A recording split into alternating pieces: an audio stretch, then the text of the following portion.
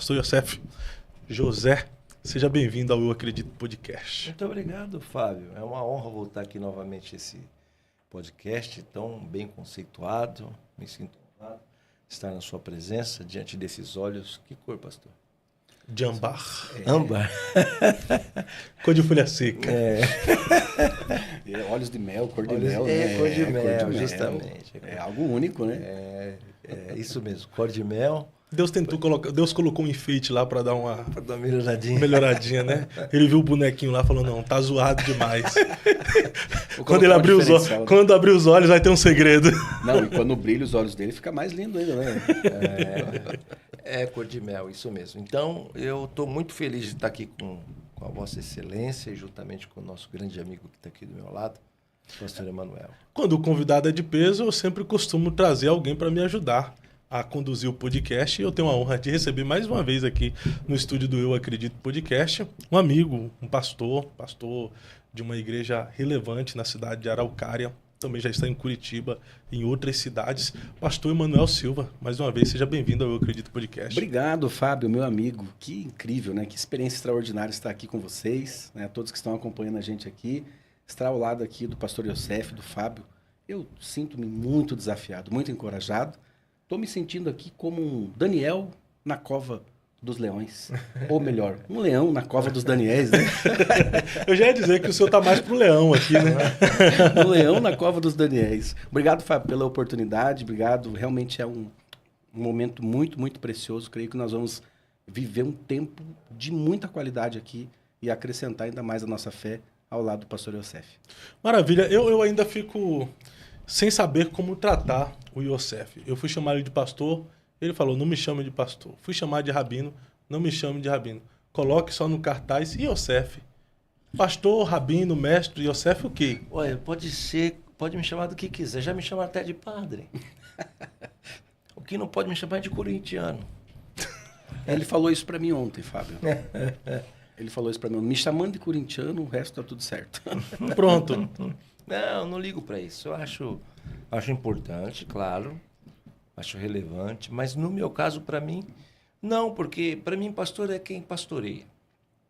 Então tem muita gente que tem título de pastor e não pastoreia. Para mim não é pastor. Pastor, ele tem que pastorear, ele tem que estar à frente do rebanho, né? Rabino, já teve até gente que me criticou por esse termo, né? Só que o que as pessoas se esquecem é que rabino é um dos 5 ministérios que está inserido lá no livro de Efésios, né? É porque a tradução da palavra rabino é mestre. Então, quando me chamar de rabino, está me chamando de mestre, tá bom. Até os garçons e os frentistas de posto me chamam de mestre. Vai o quanto aí hoje, mestre? Mas é um mestre, né? Quem para lhe ouvir percebe-se a aula que o senhor dá dentro das temáticas bíblicas, né? Pode ser também, mas eu não me importo com o título. Por isso que, naquela ocasião, eu falei para você, não precisa me chamar de pastor, nem de rabino, me chama de Youssef, mas você pode me chamar do que você quiser. Vou chamar de rabino. Não, Só para provocar não. os haters. Não. Porque lá no Eu Acredito na Minha Geração, quando eu coloco rabino e Youssef aqui, vai falar sobre... Pastor, meu nome deu chiclete aqui antes. Olha aí, ó. Rabino e Youssef. O pessoal, rabino aonde? E não sei o quê. Os haters são provocados na hora, entendeu? Não. Aí mandaram esses dias para mim, assim, lá na minha rede lá. E aí, já abandonou esse negócio de ser rabino? Eu respondi, falei, ô Salsifufu, vai achar um lote pra você capinar, rapaz, vai encher o saco de outro. Pronto, resolvido. As pessoas estão preocupadas muito com a vida dos outros, né? Não me preocupo com a vida de ninguém, pra mim. Nem quero saber. Eu vi uma fala sua, dentro de um dos cortes que o pessoal postou lá no Eu Acredito na Minha Geração, sobre o número 10 da Bíblia. Nós aqui no Ocidente, geralmente, destacamos o número 7 como o número da perfeição. Tem o número 3, mas eu nunca tinha visto uma explicação sobre o número 10. O número mais importante para os judeus, né, é o número 1, Errat, seguido do número 10. E depois o número 4. Número 4, Arba. Esses são os números mais importantes. Se você ver, por exemplo, olha, você vai ver ali, jejum de 40 dias. É 4 vezes 10. Certo? Só 3 eu acho que fizeram. Moisés, Elias e Jesus. Número 1 é o mais importante, porque o número 1 fala da unicidade de Deus, que é base de Bíblia, de Escritura. Está escrito lá em 6:4 de Deuteronômio, na oração principal do judaísmo. Shema Israel Adonai Elokeinu Adonai Echad. Echad quer dizer um. Então está dizendo, ouve Israel, o eterno nosso Deus, o eterno é um. Então, por isso, esse é o número mais importante. Mas o número 10 é de grande relevância, porque, se você observar, por exemplo, quando Jesus vai contar a parábola das virgens, ele não fala 7 virgens. 10 virgens. Ele não fala 12 virgens, ele fala 10 virgens. Né? Se você observar quantos dedos tem na sua mão, no seu pé, é proposital de ser 10. Poderia ser menos. Tem gente que com 9 faz um estrago, né? E muito estrago, e muito né? estrago, imagina. Então, quer dizer, na verdade, não há necessidade de ser 10. Mas então, por que é 10, né? E você quer que eu fale sobre isso agora? Sim. Então, o número 10 é importante. Os outros animais não possuem 10 dedos. Né? O que possui 10 dedos é o ser humano. Porque por a árvore da vida, Etzeraim, em língua hebraica, que foi plantada no Gan Eden, ela tinha 10 raízes. Ela tinha 10 raízes. Aí você fala, mas aí já começou cedo as heresias e tal. Mas isso não é heresia, é você que não conhece. Você que não sabe nem o que é A, B e C e está questionando quem está trazendo uma informação tão pura e tão profunda. A árvore da vida ela tem 10 raízes, chamadas de emanações ou sefirot, porque por 10 caminhos Deus se manifestou no mundo físico. Uau. Certo? Mas baseado em quê? É só você abrir o texto e vai ver o que está escrito lá. E disse Deus 1, e disse Deus 2, disse Deus 3.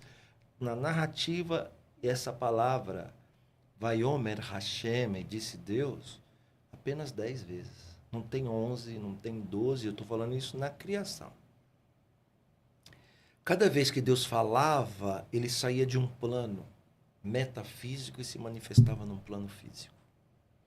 Então, essas 10 raízes da árvore da vida são 10 emanações de Deus. Vou citar algumas. Malhut é reino. Chokhmah é sabedoria. Né? Aí tem... São 10 palavras que são coisas que só podem vir de Deus. Observa Salomão, né?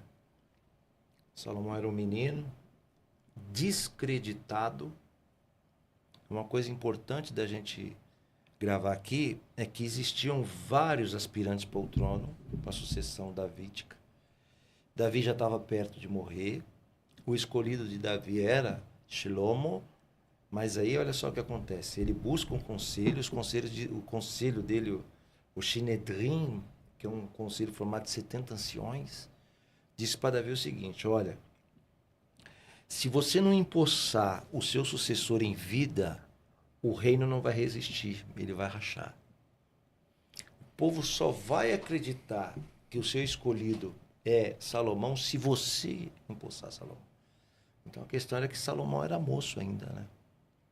Como uma responsabilidade. Era como se você quisesse, como se Salomão fosse esse papelzinho aqui, ó, e Davi esse. Como pode esse papelzinho aqui encobrir o que esse grande fez? Né? Então era desproporcional, no mínimo. Mas Davi, ele acredita muito naquilo e ele vai dar posse para Salomão. Só que Salomão, assim como Dom Pedro II, não tem idade para ser rei. Muita gente não sabe, mas Pedro I foi embora do Brasil e largou o filho aqui. Largou o filho com 6 anos aqui, sob a tutela de José Bonifácio e Imperatriz Leopoldina. Que deram educação para Pedro II, que nunca mais viu o pai. O pai foi para Portugal, morreu. E Pedro II ele foi preparado, né? Então, o nome disso é interventor.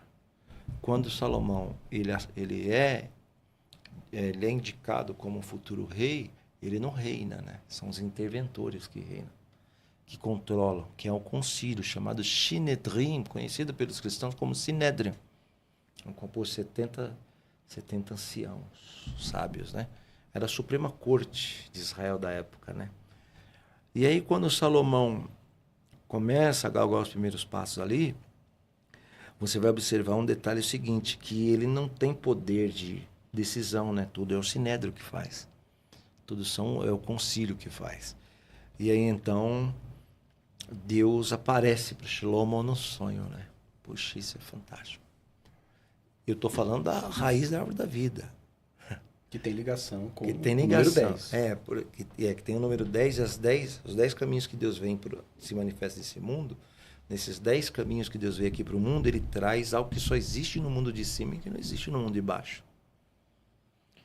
E, por exemplo, Salomão, Deus aparece no sonho para Salomão e diz: tudo bem, Salomão, você não me conhece, você não sabe quem eu sou, mas vou me apresentar, eu sou o Deus do teu pai. E eu fiz aqui uma conta, eu estou conjecturando, claro, né? Eu fiz aqui uma conta e seu pai tem muito zerute ainda para receber.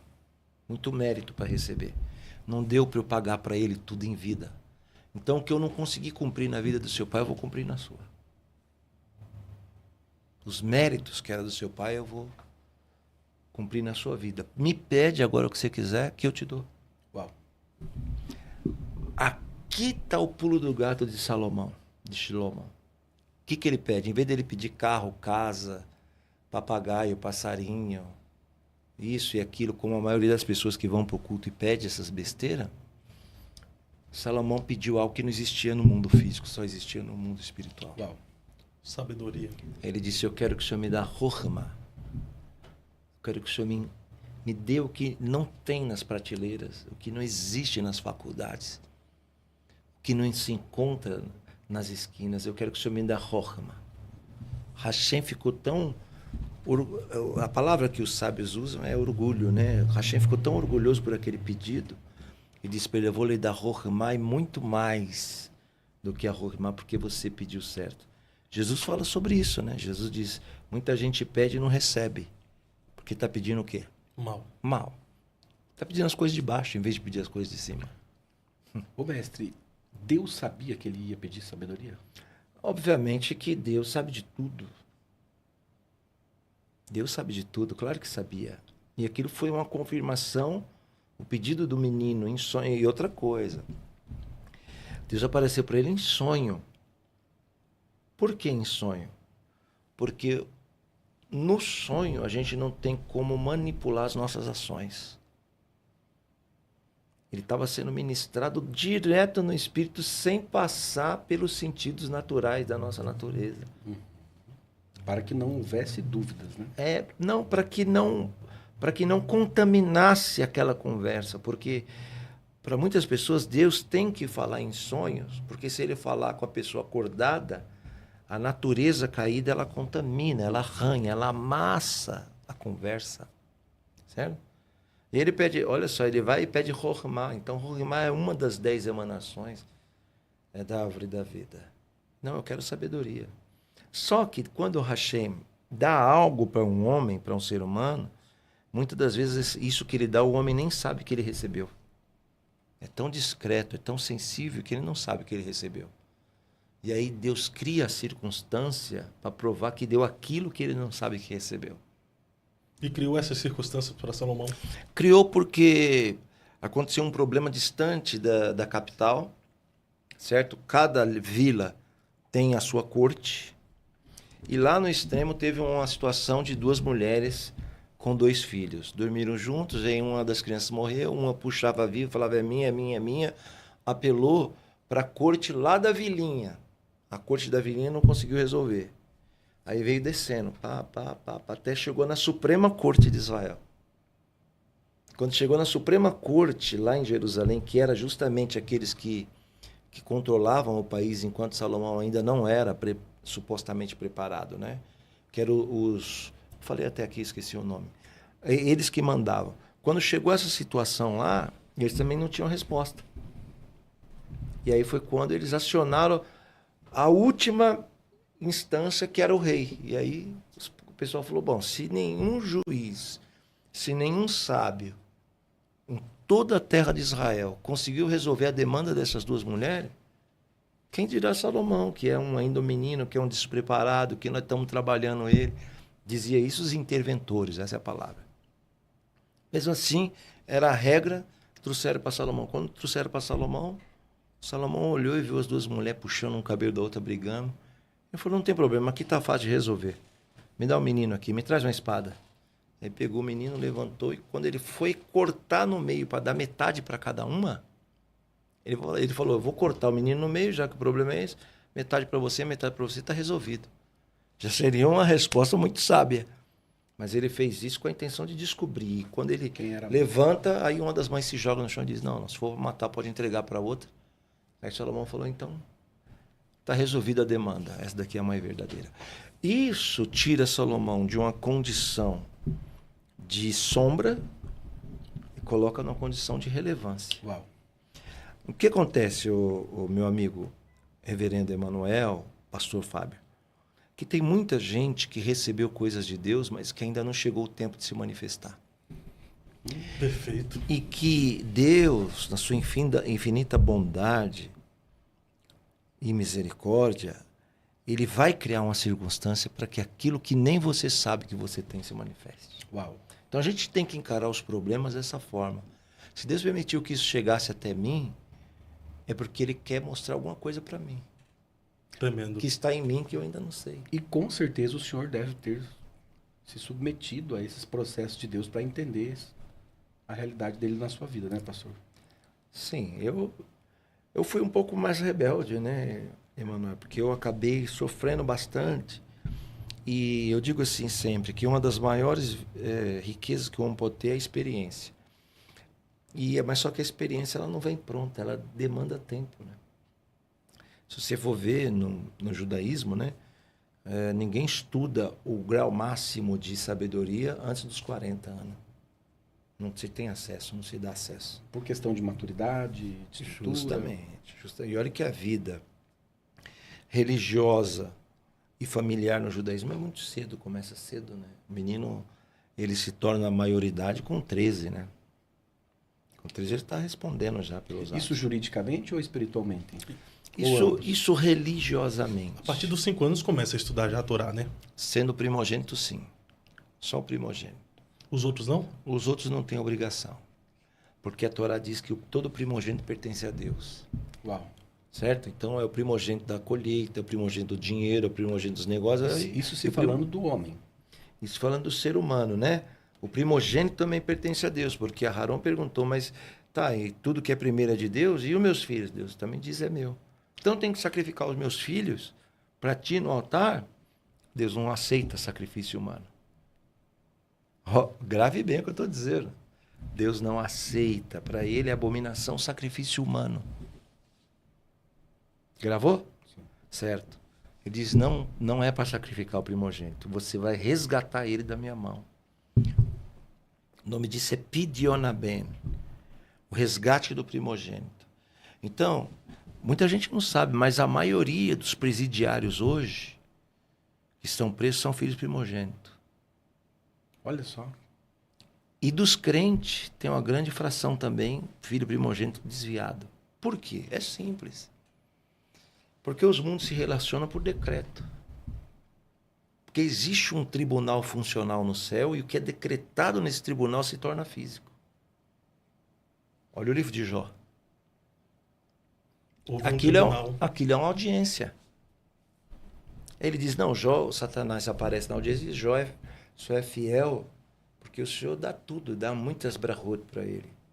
Só que quem está no tribunal sabe de quem que ele está falando, porque Deus não ia testemunhar de um cara que ele não sentia firmeza. E é uma coisa que chama atenção, porque Deus dá testemunho de Jó, né? Será que seria à toa, porque os olhos de Jó eram igual ao do Fábio, cor de mel? É. Não. A verdade é que Deus sabia com quem estava lidando. Certo? E aí Deus testemunha de Jó e permite, é uma permissão, para que, não para que provasse que Jó, quem era Jó, porque Deus sabia quem era Jó, mas para que provasse que o que Deus estava falando era verdade. Uau. Certo? E aí o que acontece? E a verdade de Deus estava nas atitudes de Jó, né? Se você olhar o Novo Testamento, você vai ver, acho que numa das cartas joanina, não sei qual é, que Deus é juiz, Jesus é advogado E Satanás é o opositor. Sim. Por isso que ele diz, temos um advogado junto ao Pai e tal. Por que que ele diz isso? Isso não tem referência em nenhum outro lugar das Escrituras. Isso é halahá, isso é judaísmo rabínico, e Jesus era rabino, certo? O problema é que o cristianismo tirou Jesus do seu contexto original. Então, quando João fala isso, ele está falando justamente desse tribunal, que aparece lá no livro de Jó, que tudo é sentenciado na eternidade e é transmitido para o mundo físico, se torna materialidade, se cumpre. Agora, o resgate dos primogênitos é um tema que chama muita atenção, hein, Fábio? Sim, aí o que acontece, concluindo o que eu estava falando, aí o seu filho primogênito, ele não é seu, ele é de Deus. Existe um prazo para você resgatar ele. Está escrito isso na Bíblia. Isso está na Bíblia, tem um prazo para você fazer esse resgate. Se você não fizer esse resgate, nesse tribunal que só se move por legalidade, Satã vai dizer assim, ó, fulano lá não resgatou, eu posso tocar nele. Uau. Tremendo isso aí. Aí entra e faz a desgraceira com o filho primogênito. Por quê? Porque os pais não cumpriram a legalidade. Então existe uma cerimônia chamada Pidionabem, quer dizer, resgate do primogênito, onde você legalmente faz isso. Né? O representante... Quer que eu falo como é? Não? Sim. Ou não? Sim, Então claro. deixa eu pôr o próximo Não, podcast. já fala já. Começou a Fábio, falar. é interessante, porque qual que é o caminho para trabalhar nesse resgate? Muito bem, se faz uma cerimônia. A liderança religiosa que representa o divino, ele vai fazer um ato simbólico. Ele vai pegar a mão esquerda, o sacerdote, o líder, vai pegar a mão esquerda, e vai pôr na cabeça do primogênito. E vai citar o nome dele inteiro. Fulano de tal, blá, blá, blá, blá, assim, assim, assim, certo? Aí ele vai dizer, porque ele é representante, ele vai dizer, esse rapaz aqui pertence a Deus. Aí o pai, ou a mãe, a genitora, pega a outra mão dela e põe em cima da mão dele, na cabeça. E diz, é verdade o que está escrito, que todo primogênito pertence ao Senhor, mas nesse dia, aí fala o dia, eu, o nome completo, do pai e da mãe o nome completo, vim aqui cumprir segundo o que a Torá diz, eu vim pagar o resgate do primogênito. Uau. Aí ele diz, então você veio pagar o resgate do primogênito? Ela entrega uma quantia, não pode ser de nota usada, tem que ser dinheiro que nunca foi usado. Dinheiro virgem. Virgem, aquele que tem cheiro gostoso. Ela puxa com a outra mão e entrega na mão direita dele o dinheiro. Aí o que ele faz? A mão esquerda é da justiça, ele estava reivindicando. Ele tira a mão esquerda e põe a direita na cabeça. Uau. Aí ele vai em pé tras bênçãos e libera, desconecta. Aí tá resolvido. Aí depois no final faz uma festa. Então o que Jacó fez em colocar a mão direita sobre a cabeça de Efraim e a mão esquerda sobre a cabeça de Manassés, ele inverteu os papéis da primogenitura? Inverteu por um único motivo. Porque ele também inverteu com Rubem e Yosef. E ambos é filho de José, né? Ambos são filhos de José. Efraim e Manassés. Se você observar, você vai ver lá, que eu estava falando isso até com o Emanuel no caminho, que o primogênito de Jacó é Rúben, certo? Mas quem recebe Abrahá é Yosef. Yosef não era primogênito. Em termos, ele era primogênito, sim, da mulher que ele amava. Uhum.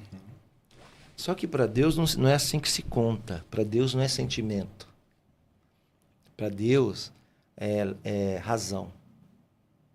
Não se relaciona-se com Deus por sentimento. É sempre pela racionalidade. Certo? Porque Deus nos fez diferente de todos os seres, nos deu a racionalidade. Justamente porque o culto tem que ser racional, o relacionamento tem que ser racional. E Deus nunca pediu para ninguém ser bom. E também não quer que você seja mal. Deus quer que você seja justo. Os justos herdarão. Ele não diz os bons. Ele diz os justos. Quando alguém chega para Jesus e diz, bom mestre, Jesus rechaça com dureza. Diz, bom, que papo furado é esse? Está querendo me equiparar ao meu pai? Veja que Jesus se coloca abaixo. Quem coloca Jesus no pé de igualdade não é ele. São os escritores que vieram depois. que para mim, com todo respeito, legal, mas não vai... O que um escritor falou depois do que Jesus disse, para mim não é maior do que o que Jesus falou.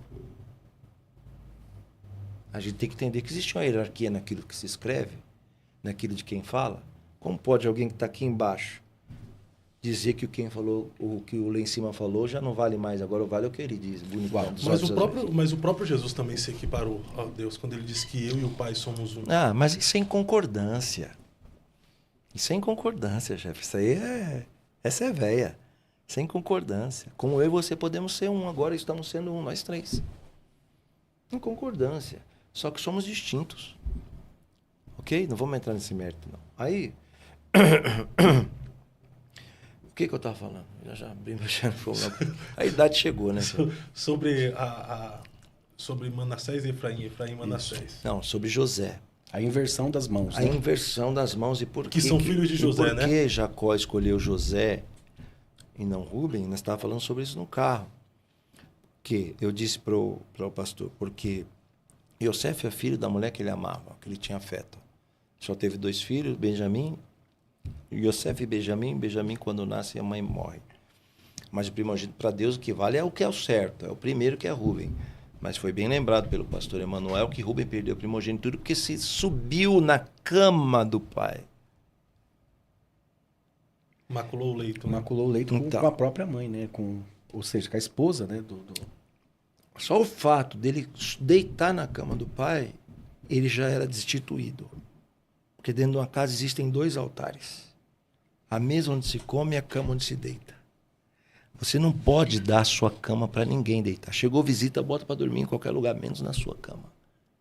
Porque ali é um altar seu. Se outra pessoa deitar na sua cama, ela maculou. Ela pode ser a pessoa mais sagrada, mas é porque ela não faz parte daquele pacto. Por isso que na casa dos judeus, a porta do quarto é sempre fechada. Não entra. Você quer conhecer a casa, você conhece tudo, mas não vai conhecer o quarto.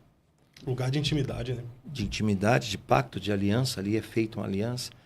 E a mesa onde se come, é muito importante você prestar atenção com quem você se assenta à mesa. Porque a mesa é um lugar de pacto, de aliança. A mesa geralmente revela o coração, né? Mas olha aí. E uma pergunta, mestre, sobre, por exemplo, o resgate dos primogênitos. Voltando lá, Fábio. Eu queria voltar na questão do Salomão, para a gente fechar lá. Fechar o 10, né? Porque Salomão, cara que recebeu sabedoria, extraordinário, mas quase se perdeu por tanta sabedoria que recebeu. A sabedoria divina pode nos levar também a nos perder? Se o cara é tão sábio assim, por que ele quase se perdeu pela idolatria dos deuses de suas mulheres? Então, Salomão escreveu 3 livros na vida, certo? Os 3 livros demarcam as 3 fases da vida do homem. O primeiro livro que ele escreveu chama-se Shir HaShirim, que é o livro dos cânticos. O que um jovem tenra idade tem por estrutura? Sentimento. Então você vai ver lá o Shir HaShirim, você vai ver que é um cântico erótico. Um homem apaixonado pela vida, pela carnalidade, porque está muito denso a materialidade. E a espiritualidade, ela não é densa, ela é leve, ela é mais sensível, ela é mais, entre aspas, frágil. Então ele, apaixonado pela Sunamita, escreve Shir HaShirim, mas ele é um jovem. Jovem é assim mesmo, apaixonado pela matéria. Na meia-idade ele muda, certo? Na meia-idade ele vai escrever Provérbios. Provérbios é Kohelet em hebraico. Observa que vai mudar aqui, ó. Ele agora já não é mais tão penso, tão pesado para a materialidade. Ele agora já está equilibrando, ele está observando melhor a vida. Certo? Veja que ele observa no provérbio. Sim. E no final da vida dele, ele vai escrever o topo dos seus livros, que é o Mishlei. Mishlei é o clímax da espiritualidade de Salomão. Por quê? No primeiro livro ele diz assim, palavras do rei, enche a boca, rei de Israel, Jerusalém, filho de Davi, está se gloriando. No segundo ele, palavras do rei, filho de Davi, está se gloriando. No último, ele vai dizer assim, palavras do pregador. Ele esquece os títulos. E até chama os títulos de vaidade, né? De Aí vaidade, ele começa dizendo vaidade. Tohu, Tohu, Vete, Tohu, quer dizer vão, vão. Tohu é a palavra, quer dizer vão, que aparece lá no Gênesis. Quando Deus olhou e viu que era vã, as águas, ele vai começar do mesmo jeito, igual Deus começou lá, dizendo Tohu, Tohu, Vete, Tohu. Tudo é vaidade, tudo é em vão. E ele esvaziou-se. O que acontece? Os cristãos dizem que Salomão morreu desviado. Não tem como um cara que não entende de Volkswagen querer falar de Tera, né? Esse carro novo. O cara não entende e não fala. Tesla. Não entende e não fala. Como? Me prova que ele morreu desviado. Não morreu desviado. Nessa meia-idade, ele conhece as mulheres egípcias, se relaciona com uma dessas princesas, ela traz a cultura, que, diga-se de passagem, a cultura egípcia é fascinante. Sim ou não? Sim, Até hoje fascina a humanidade, é uma cultura riquíssima. Né? As maravilhas do mundo antigo estão no Egito, né?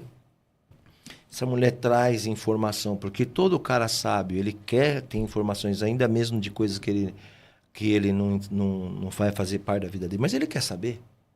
E aí, então, onde ele conhece a maçonaria egípcia, que não tem nada a ver com a de hoje, o ocultismo. E aí ele faz um templo pagão, politeísta, ali naquele vale que cerca Jerusalém, em frente ao templo que ele tinha feito para Deus. Mas era um santuário pequeno. A estrela não era o Magen David de 6 pontas, mas era de 5, que é inclusive usada na bruxaria, que é chamada de Estrela de Salomão. Aí ele funda isso aí, mas ele logo vê que isso é uma bobeira, então ele abandona isso. Quer dizer, ele desviou? Supostamente sim. Ou supostamente não. Isso daí não cabe a mim julgar.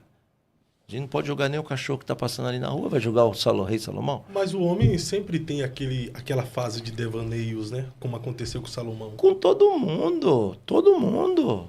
Quem está me ouvindo aí, o mais santarrão que se acha alguma coisa, já viu algum devaneio na vida. É isso mesmo. Deus permite para justamente mostrar para nós quem é quem. É o espinho na carne de Paulo, né? Que todos nós temos. Eu não sei se eu tenho aquele espinho na carne, não, mas eu entendi a linguagem. Mas qual é aquele lá? Não sei. Não vem, né? Uma discussão sobre isso. É uma discussão. Mas tu tem também o seu, não tem? Olha ele aí, ó. Como é que fala? Lá vem ele, olha lá vem ele. Aí, Mas tu tem também vamos terminar de isso, Salomão. Mas tu tem isso. Vai, então vamos terminar de Salomão, continua. É o espinho na carne que Salomão também tinha, né? Salomão depois ele se volta, escreve o último livro dele, a Michelei, né? Que é o Eclesiastes, né? Ele se declara pregador acima de ser rei, né? E aí Salomão é um ícone, é uma grande liderança. Então não morreu sem salvação. Claro que não. Não é a mesma coisa de Saul, que todo mundo diz que Saul se suicidou e tal. Até falei aqui da outra vez. Sim, sim. Saul se suicidou, foi pro inferno. Para de falar bobeira. Tem algo sobre a questão do resgate dos primogênitos que o pastor Manuel vai falar daqui a pouco e vai chamar na conversa, mas tem outra coisa que o senhor falou aqui, que Deus não aceita sacrifício humano, é isso, né? Foi isso? E o senhor citou Saul, eu lembrei de uma passagem que os ateus geralmente usam para querer confrontar os cristãos. Como é que Deus manda um rei ir numa cidade e matar crianças, jovens, e matar todo mundo e até crianças? Como é que a gente consegue interpretar aquela passagem e defender a nossa fé? Hoje, 2026, é uma coisa, né? Na época, essa pilhagem era uma pilhagem comum. Deus ordenou porque, certamente, sabedor de todas as coisas, Deus já previa que aquela geração ali estava perdida, né? Você imagina que quando o texto diz lá criança, não se trata de criança de colo, de criança que não tem discernimento, não sabe falar, não sabe andar. Isso aqui é criança. Na verdade, foram os jovens que deveriam ter sido mortos, porque aquela nação de Agag já impunha nos jovens o ódio ao povo de Deus, a guerra, a matança, tudo. Então eles já eram perversos de pequeno, de adolescência.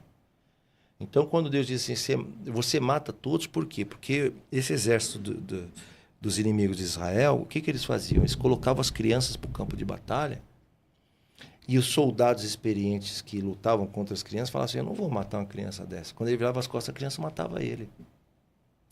Só que não era criança, tá? Criancinha de peito, não é esse tipo de criança que Deus está falando.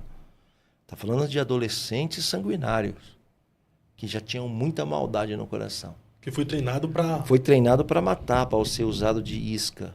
Igual hoje tem no terrorismo aí.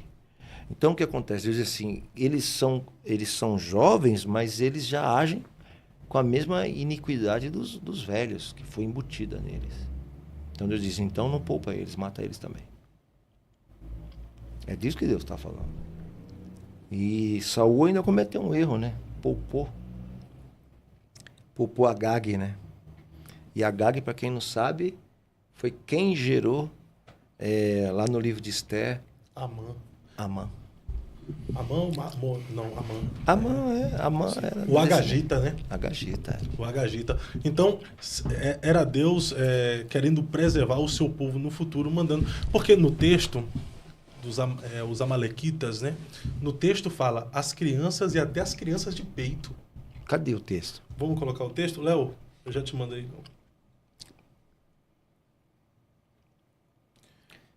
Tá começando a esquentar aqui, hein, gente? Vamos... Começando a esquentar. Bora lá, bora. O texto está em... Vamos lá... Bota aí pra nós. 1 Samuel 15, Léo. Vai aparecer aqui? Favor. Vai. Primeiro livro de Samuel 15. Essa sua barba tá pintada aqui, ó. Você que pintou ela aí, né, Fábio? Aqui, ó. Aqui, ó. Verso 3, ó. Vai, pois, agora e fere Amaleque e destrói totalmente a tudo o que tiver. E não lhes perdoe. Porém, matarás desde o homem até a mulher, desde os meninos até aos de peito, desde os bois até as ovelhas, e desde os camelos até o jumento. Olha aqui. Desde os meninos, os rapazes... Deveria ter uma vírgula ali, né? Até os de peito. Eu não tinha me atentado para esse detalhe. Realmente eu não tinha percebido a questão de peito aí. Na minha cabeça, os de peito tinham sido poupados. Bom, se Deus falou isso aí, ele sabe o que está falando, né?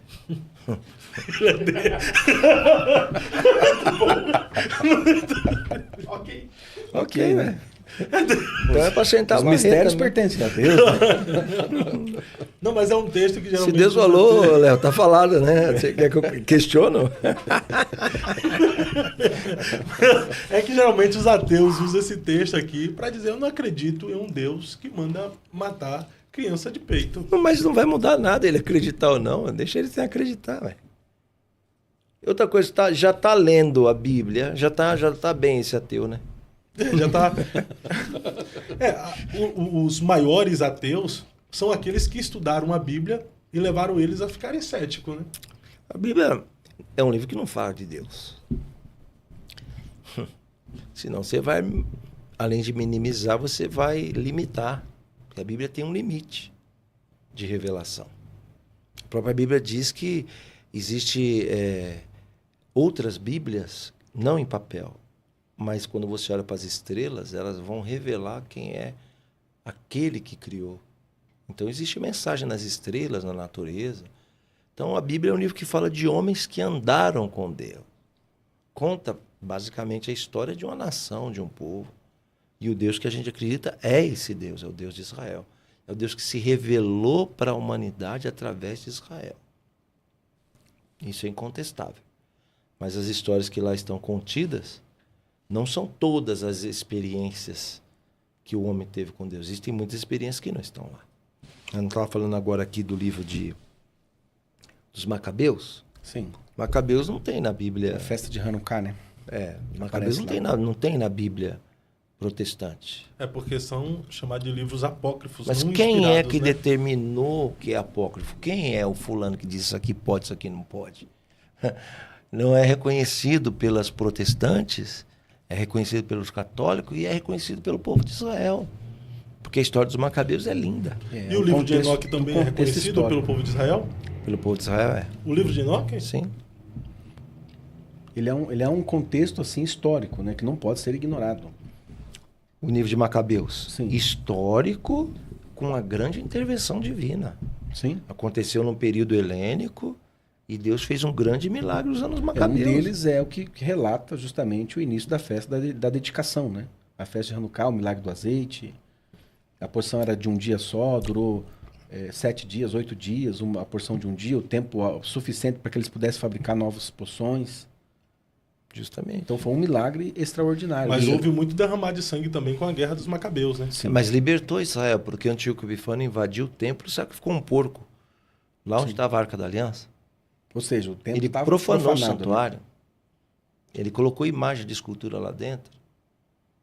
Então quer dizer que se Antíoco não tivesse feito isso, ele venceria os Macabeus. Mas como ele fez isso, ele não provocou os Macabeus. Os Macabeus foi só um instrumento. Foi Deus que venceu eles. E era o maior exército do mundo. Então isso é comemorado até os dias de hoje. Inclusive Jesus participou dessa festa. Está lá Sim. na Bíblia. Jesus participou da festa da dedicação, né? Ele esteve lá na festa. Sim. Sobre o resgate dos primogênitos, qual o senhor ia falar? Então, a pergunta que paira, porque quando você fala de resgate na realidade da graça, você aponta para Cristo, para Jesus, para o Messias, que veio para resgatar a humanidade, né, do pecado. Isso tem uma relação com o resgate dos primogênitos, mestre? No caso de Jesus é maior, porque ele não resgatou só os primogênitos, né? Ele resgatou a humanidade. Primogênitos e não primogênitos. Resgatou a humanidade. Não tem pode se relacionar sim, claro que pode. Mas diretamente não tem uma relação. Porque se tem alguém que é primogênito aqui, é o próprio Jesus, né? Sim, sim. Então, Mas nesse caso, esse ato de fé, do resgate dos primogênitos, ele deve ser feito mesmo a partir de Cristo ou não? não, para a igreja vai contra o que a instituição impôs, né? Agora, aquele que segue a Bíblia em si, né? Então, eu acho que é válido, porque rege, né? Rege o mundo espiritual. Homem nenhum tem poder de dizer, não, isso aqui sim, isso aqui não, isso aqui sim, isso não. Eu já vi gente meter o pau no que eles chamam de Antigo Testamento, né? Mas pede dízimo. Então, já que Antigo Testamento não vale, não se pede mais dízimo. Então, já que não é... Então, quer dizer, o que as pessoas fazem é assim, elas querem o que convém. Aquilo que para elas, não, isso aqui convém, isso aqui não convém, isso aqui convém, isso aqui... Para seguir a Deus, não é você que dita as regras, é Ele, né? Eles querem a bênção, viver todas as bênçãos da antiga aliança, por assim dizer, Sem fazer nada. mas não querem desenvolver o compromisso que ela coloca, né? Que as bênçãos e não quer se E submeter não à quer antiga aliança. se submeter. Aí quando é Não, para eu não, as cumprir o pessoas compromisso, querem- eu jogo para graça. Não, eu tô na graça. É. Mas quando é para eu receber o benefício, não, eu quero as bênçãos de Abraão, eu quero. Eles querem o resultado, mas não querem cumprir os deveres, né? Sim. E não é assim que vai funcionar, né? Não é assim, porque seria injustiça isso. Sim. Injustiça, por exemplo, a gente tem hoje no Brasil mais pessoas vivendo de Bolsa Família do que trabalhando. No Brasil hoje, um exemplo. Isso é uma injustiça. Total, né? E aí o que o governo faz? Ele pune quem trabalha e quem produz para sustentar quem não produz. Para ter na mão, né? Ter essas pessoas na Então mão. é uma injustiça. Para mim é uma injustiça. Isso. Eu tenho que trabalhar para sustentar comigo que não quer trabalhar. E a apresentação de crianças hoje que é feito nas igrejas de uma forma, né, de costume, vamos apresentar a criança, porque a gente sabe que nos termos da lei, a criança, o menino é apresentado depois de 40 dias. Ele é circuncidado com 8 dias, depois de 40 dias ele é levado ao templo e apresentado. A menina De novo, o depois número 80, 10 né? e o número 4. A menina, no caso, é depois de 80 dias, segundo a lei.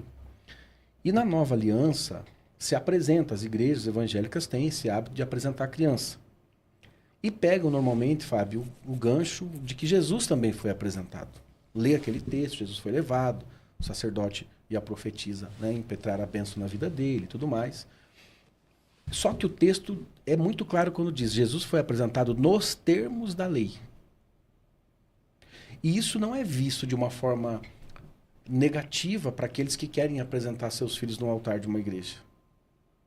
mesmo sendo nos termos da lei. Não é visto de forma negativa. Então, a pergunta que paira, isso não tem relação direta com resgate de primogênito, né?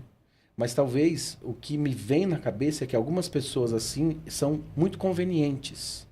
Por ser algo bom, bonito, romântico, não tem problema ser nos termos da lei. Isso mesmo.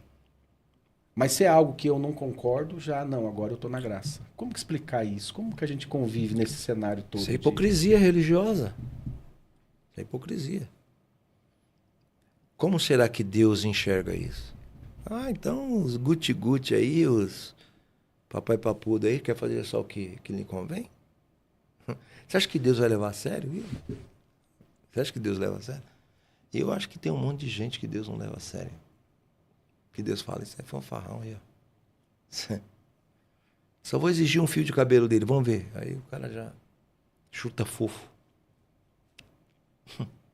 Tem que rir para não chorar, né? E sobre a questão da maldição hereditária? Qual é a visão judaica sobre isso? Existe? Existe, claro. Primeiro, vamos partir do princípio seguinte. Se existe bênção, existe maldição, meu. Não é? Sim. Por que vai existir só bênção e não vai existir maldição? E a maldição é algo que vem do diabo, pastor? Não. Porque na mente de muitas pessoas, a Não. bênção vem de Deus, a maldição Não. vem do diabo. Eu não acabei de falar agora há pouco sobre os decretos? Sim. Tudo desce para este mundo através desse tribunal. Pena ou absolvição. A sentença desce pelo tribunal. Então a maldição existe sim.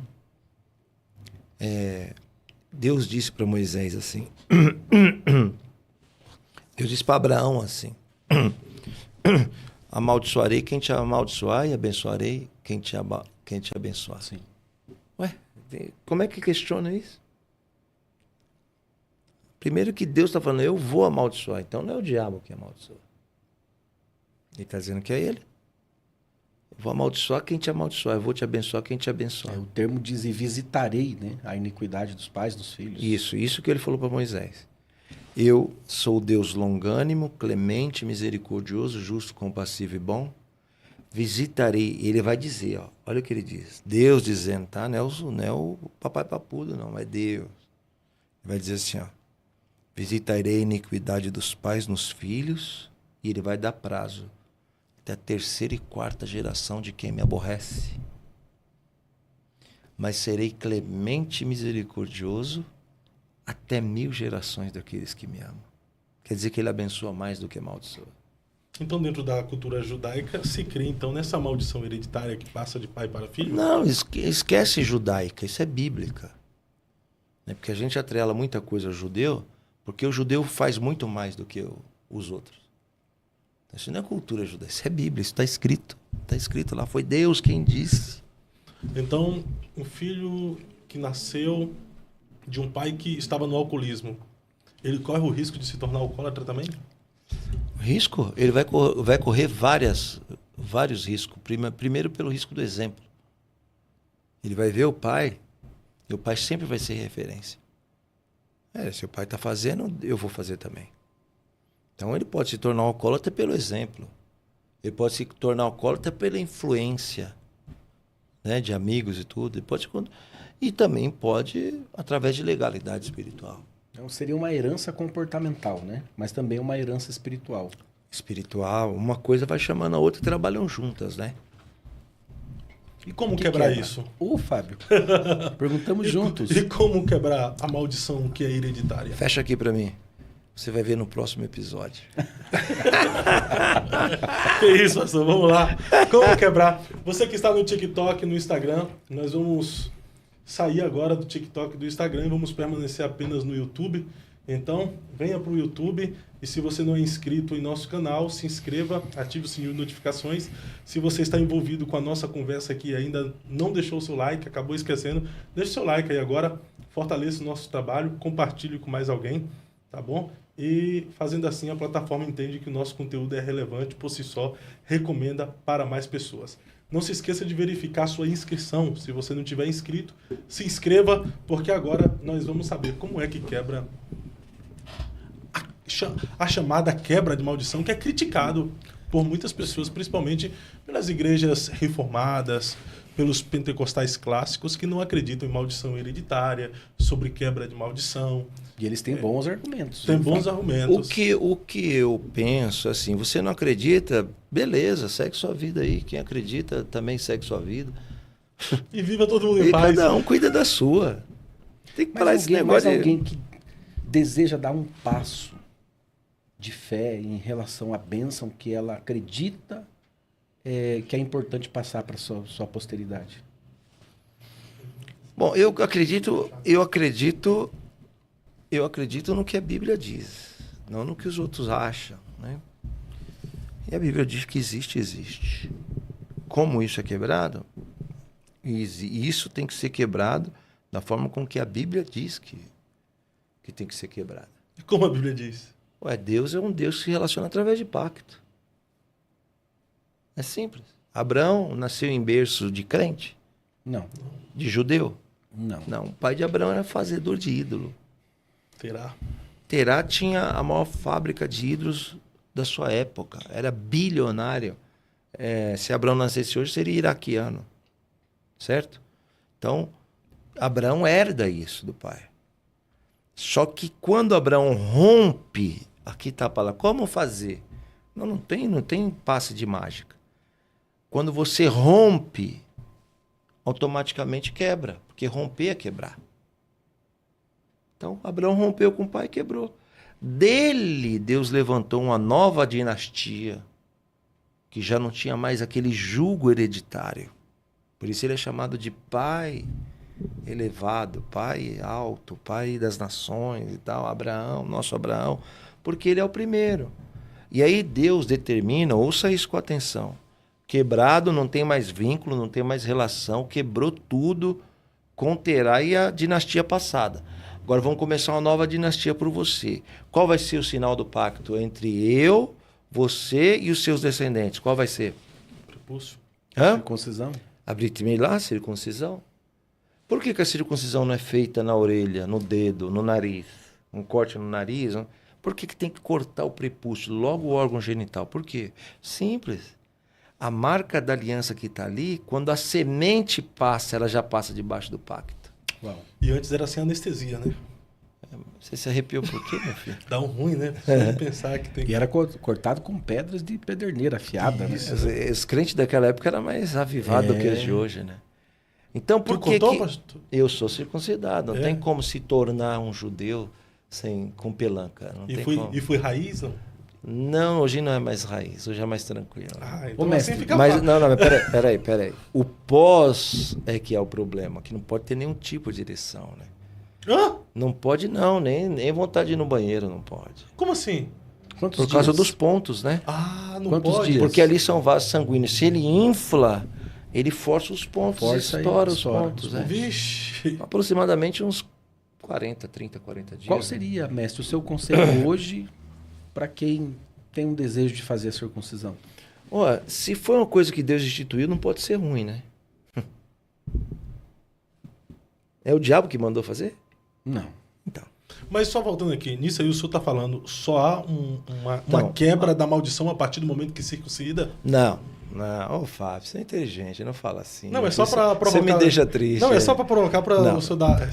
A maldição é quebrada quando há um rompimento. Imagina que tem uma linha de continuidade. Quando essa linha quebra, rompe, acabou. É como se estivesse desarmando uma bomba, né? Pronto, desarmou, acabou. Agora o que vai acontecer? Uma nova dinastia é levantada. Quando uma nova dinastia se levanta, Deus impõe as regras para que o pacto continue.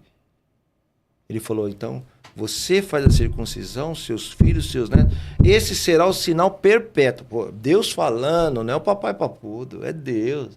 Esse é o sinal perpétuo entre eu e você, entre eu e os seus descendentes. Agora, preste atenção, os muçulmanos são circuncidados, porque eles também são filhos de Abraão.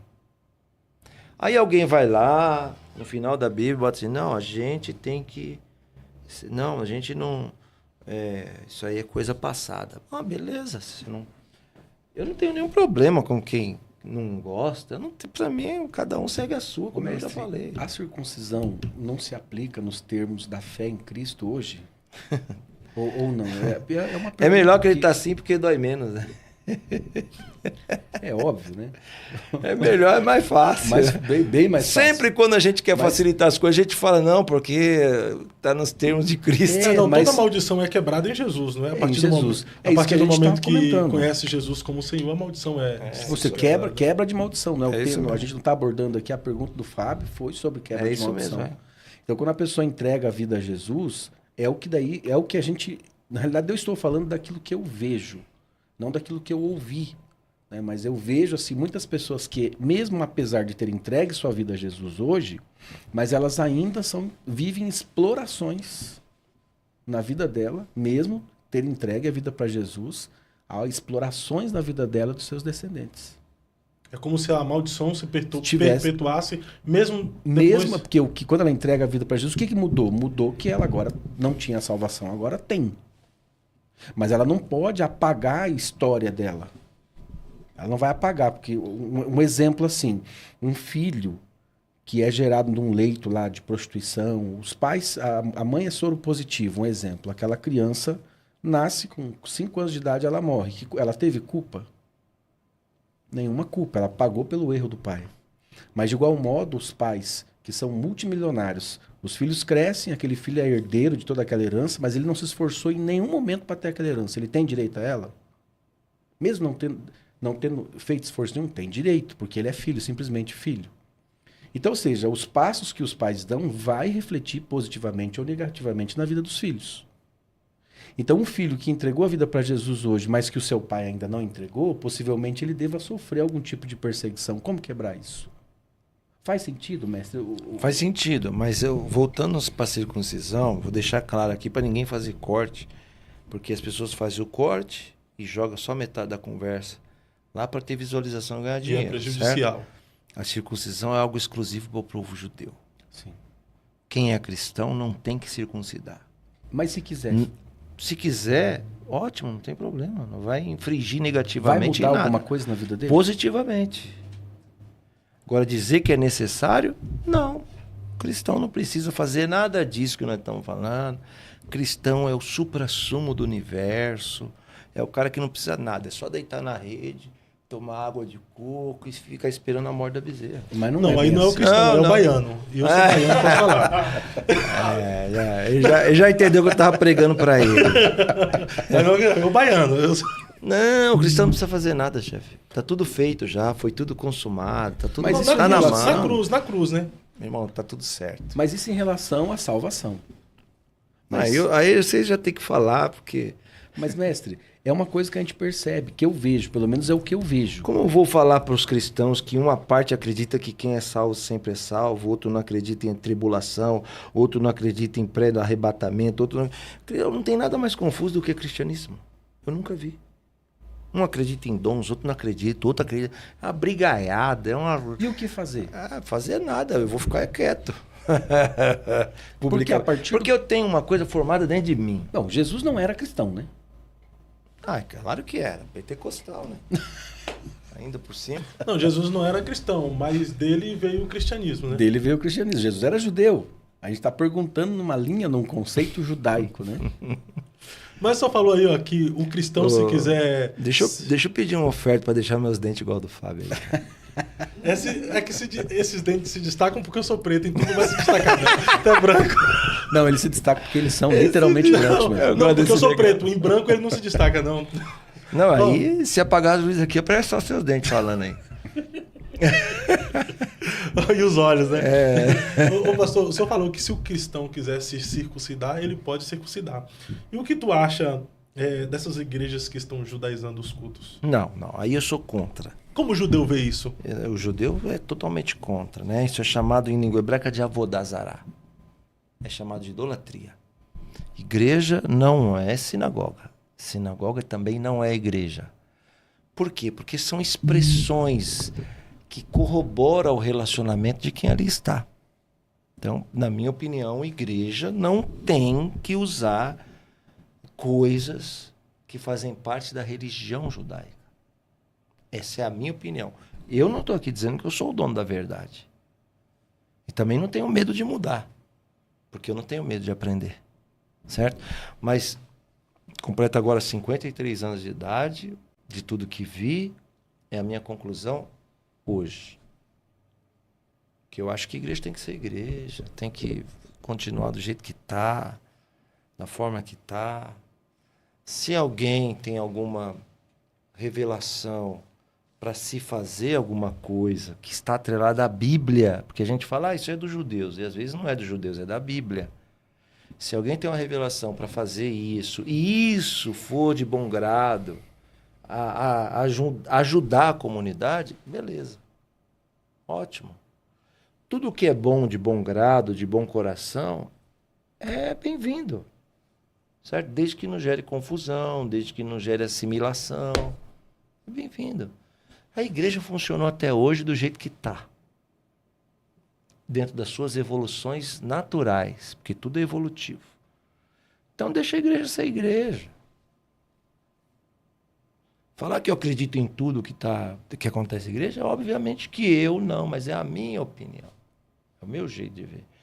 O que acontece é que quando se atinge a maturidade, você sabe conviver com todas as diferenças. Quando o nego entra aí, vai ver a mulher que é fronha furada, sabe? Falando. O cara que não tem história, falando. Meu, não tem nem que dar ouvido. Agora, quando o cara é maduro, ele sabe lidar. Ele entra e sai em qualquer lugar. Ele sabe. Por exemplo, no judaísmo é proibido a gente entrar em lugar que tem imagem de escultura. Cemitério também, né? Então não entra dentro de uma igreja católica de jeito nenhum. Não, mas eu já entrei. Já preguei em igreja católica, já participei de congresso pregando, certo? Eu vou em museus que eu amo história. E a maioria dos museus na Itália, na França, tudo dentro de igreja. Agora, vê se eu estou participando lá. Vê se eu estou prostrado lá. Vê se eu estou lá participando do ritual e tal. Não estou. Então, eu não cometi a vodazara. Entendeu? Então, a maturidade faz você conviver bem com todo mundo. Chega em lugares e as pessoas falam, mas e isso e aquilo? Ah, tá bom, tá certo, é isso aí mesmo. Então o cristão pode se circuncidar, mas a igreja não pode usar objetos judaicos. Não tem um texto que diz que tudo eu posso, mas nem tudo me convém? Tudo me é lícito, mas nem tudo me então, convém. Então pronto, é isso aí. É assim que tem que ser. Uma pergunta que eu queria fazer, é possível a pessoa, mestre, amar a Jesus e ao mesmo tempo rejeitar as raízes judaicas da fé cristã? Desculpa, pastor. É possível a pessoa, por exemplo, amar a Jesus, mas ao mesmo tempo rejeitar as raízes judaicas? Se é possível? É. Perfeitamente possível. Certo. E isso seria bom ou ruim? Porque o Jesus que é pregado hoje é o mesmo Jesus, o mesmo Yeshua que se manifestou? O Jesus que é apresentado nas igrejas evangélicas hoje, no seu ponto de vista, está fora é o mesmo? de contexto. Ou é o Jesus ocidental, né? Jesus ocidental, romanizado, entendeu? E esse Jesus ocidental romanizado é um Jesus que ele vai, de alguma forma, neutralizar os conceitos judaicos. Porque o que a gente vê aí fora, as pessoas colocando o judaísmo como uma religião de forma até pejorativa, né? O que acontece é assim, ó, as pessoas já falaram muita coisa a meu respeito, falar de mim, que eu não acredito em Jesus. Eu acredito mais em Jesus do que as pessoas que dizem que eu não acredito acreditam. Por quê? Porque eu acredito no Jesus bíblico, no Jesus dentro do contexto bíblico. E existem vários Jesus por aí. E Jesus fora de aparece contexto. na Torá? Na Torá? Não, a Torá é 1500 anos antes. Mesmo por revelação progressiva, ele não aparece lá? Não, porque a Como figura... Corbã, Não porque a figura... sacrifício. Presta atenção nisso. A figura do Messias, ela não tem a relevância que tem no cristianismo. No cristianismo, o Messias é uma figura central. Certo? Sim. No judaísmo, Deus é a figura central. O Messias é um coadjuvante. E o Mashiach no judaísmo pode ser várias pessoas, como já houve vários Messias. Moisés foi um Messias. Ciro, o Medo-Persa, foi um Messias. Messias pelo termo, né? Do significado. Pelo termo e pelo propósito, certo? Então, no cristianismo, o Messias é a figura central. Tudo vai girar ao redor dele. No judaísmo, não. Ele é um coadjuvante. Então, isso deve ser colocado. Por isso que judeu não acredita no cristianismo e cristianismo não acredita no judaísmo. Esse é o conflito. Mas num certo sentido, se for observar, todo judeu é messiânico, né? A diferença é que quem é o Messias? Sim. A diferença de quem é o Messias e qual o propósito desse Messias. Jesus é o Messias da humanidade. E para os judeus, o Messias ele é um líder político. Um libertador político. Então o Messias que os judeus esperam é o anticristo. Segundo o Apocalipse, o que os mestres de Apocalipse aqui que prevê o futuro vêm aqui e fala, Porque se os judeus aguardam um Messias político, dentro da visão apocalíptica, o Messias político será o... Não, e quando Jesus voltar, ele não vai controlar as nações lá de Jerusalém? Isso não é um domínio político também? Mas ele virá após o anticristo, né? Tá bom. Mas ele também não tem a figura política? Também. Então, tá tudo certo, é isso mesmo.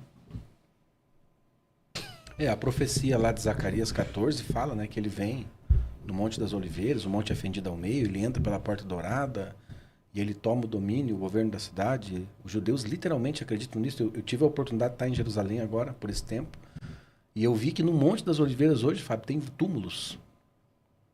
E eu não imaginava. Inclusive, os túmulos que estão lá no Monte das Oliveiras é considerado os túmulos mais caros do mundo, podendo chegar até $1 milhão um túmulo. E a razão pelo qual aqueles túmulos estão lá é porque o judeu acredita na ressurreição. E ele sabe que é ali que o Messias vai vir. Então, quando vier, ele quer ter o privilégio de ser os primeiros a ressuscitar. Por isso que eles compram um túmulo lá. Olha só. E sobre a construção do terceiro templo? Ela vai acontecer. A construção do terceiro templo faz parte das profecias, né? A construção do terceiro templo é o terceiro e último sinal faltante da vinda do Mashiach. Mas como Duas já se acontecerá? cumpriu, falta uma. Mas como acontecerá essa construção do terceiro templo, sendo que aonde é para ser a construção do terceiro templo está a mesquita? A mesquita de Al-Aqsa. Só tem dois caminhos para essa resposta.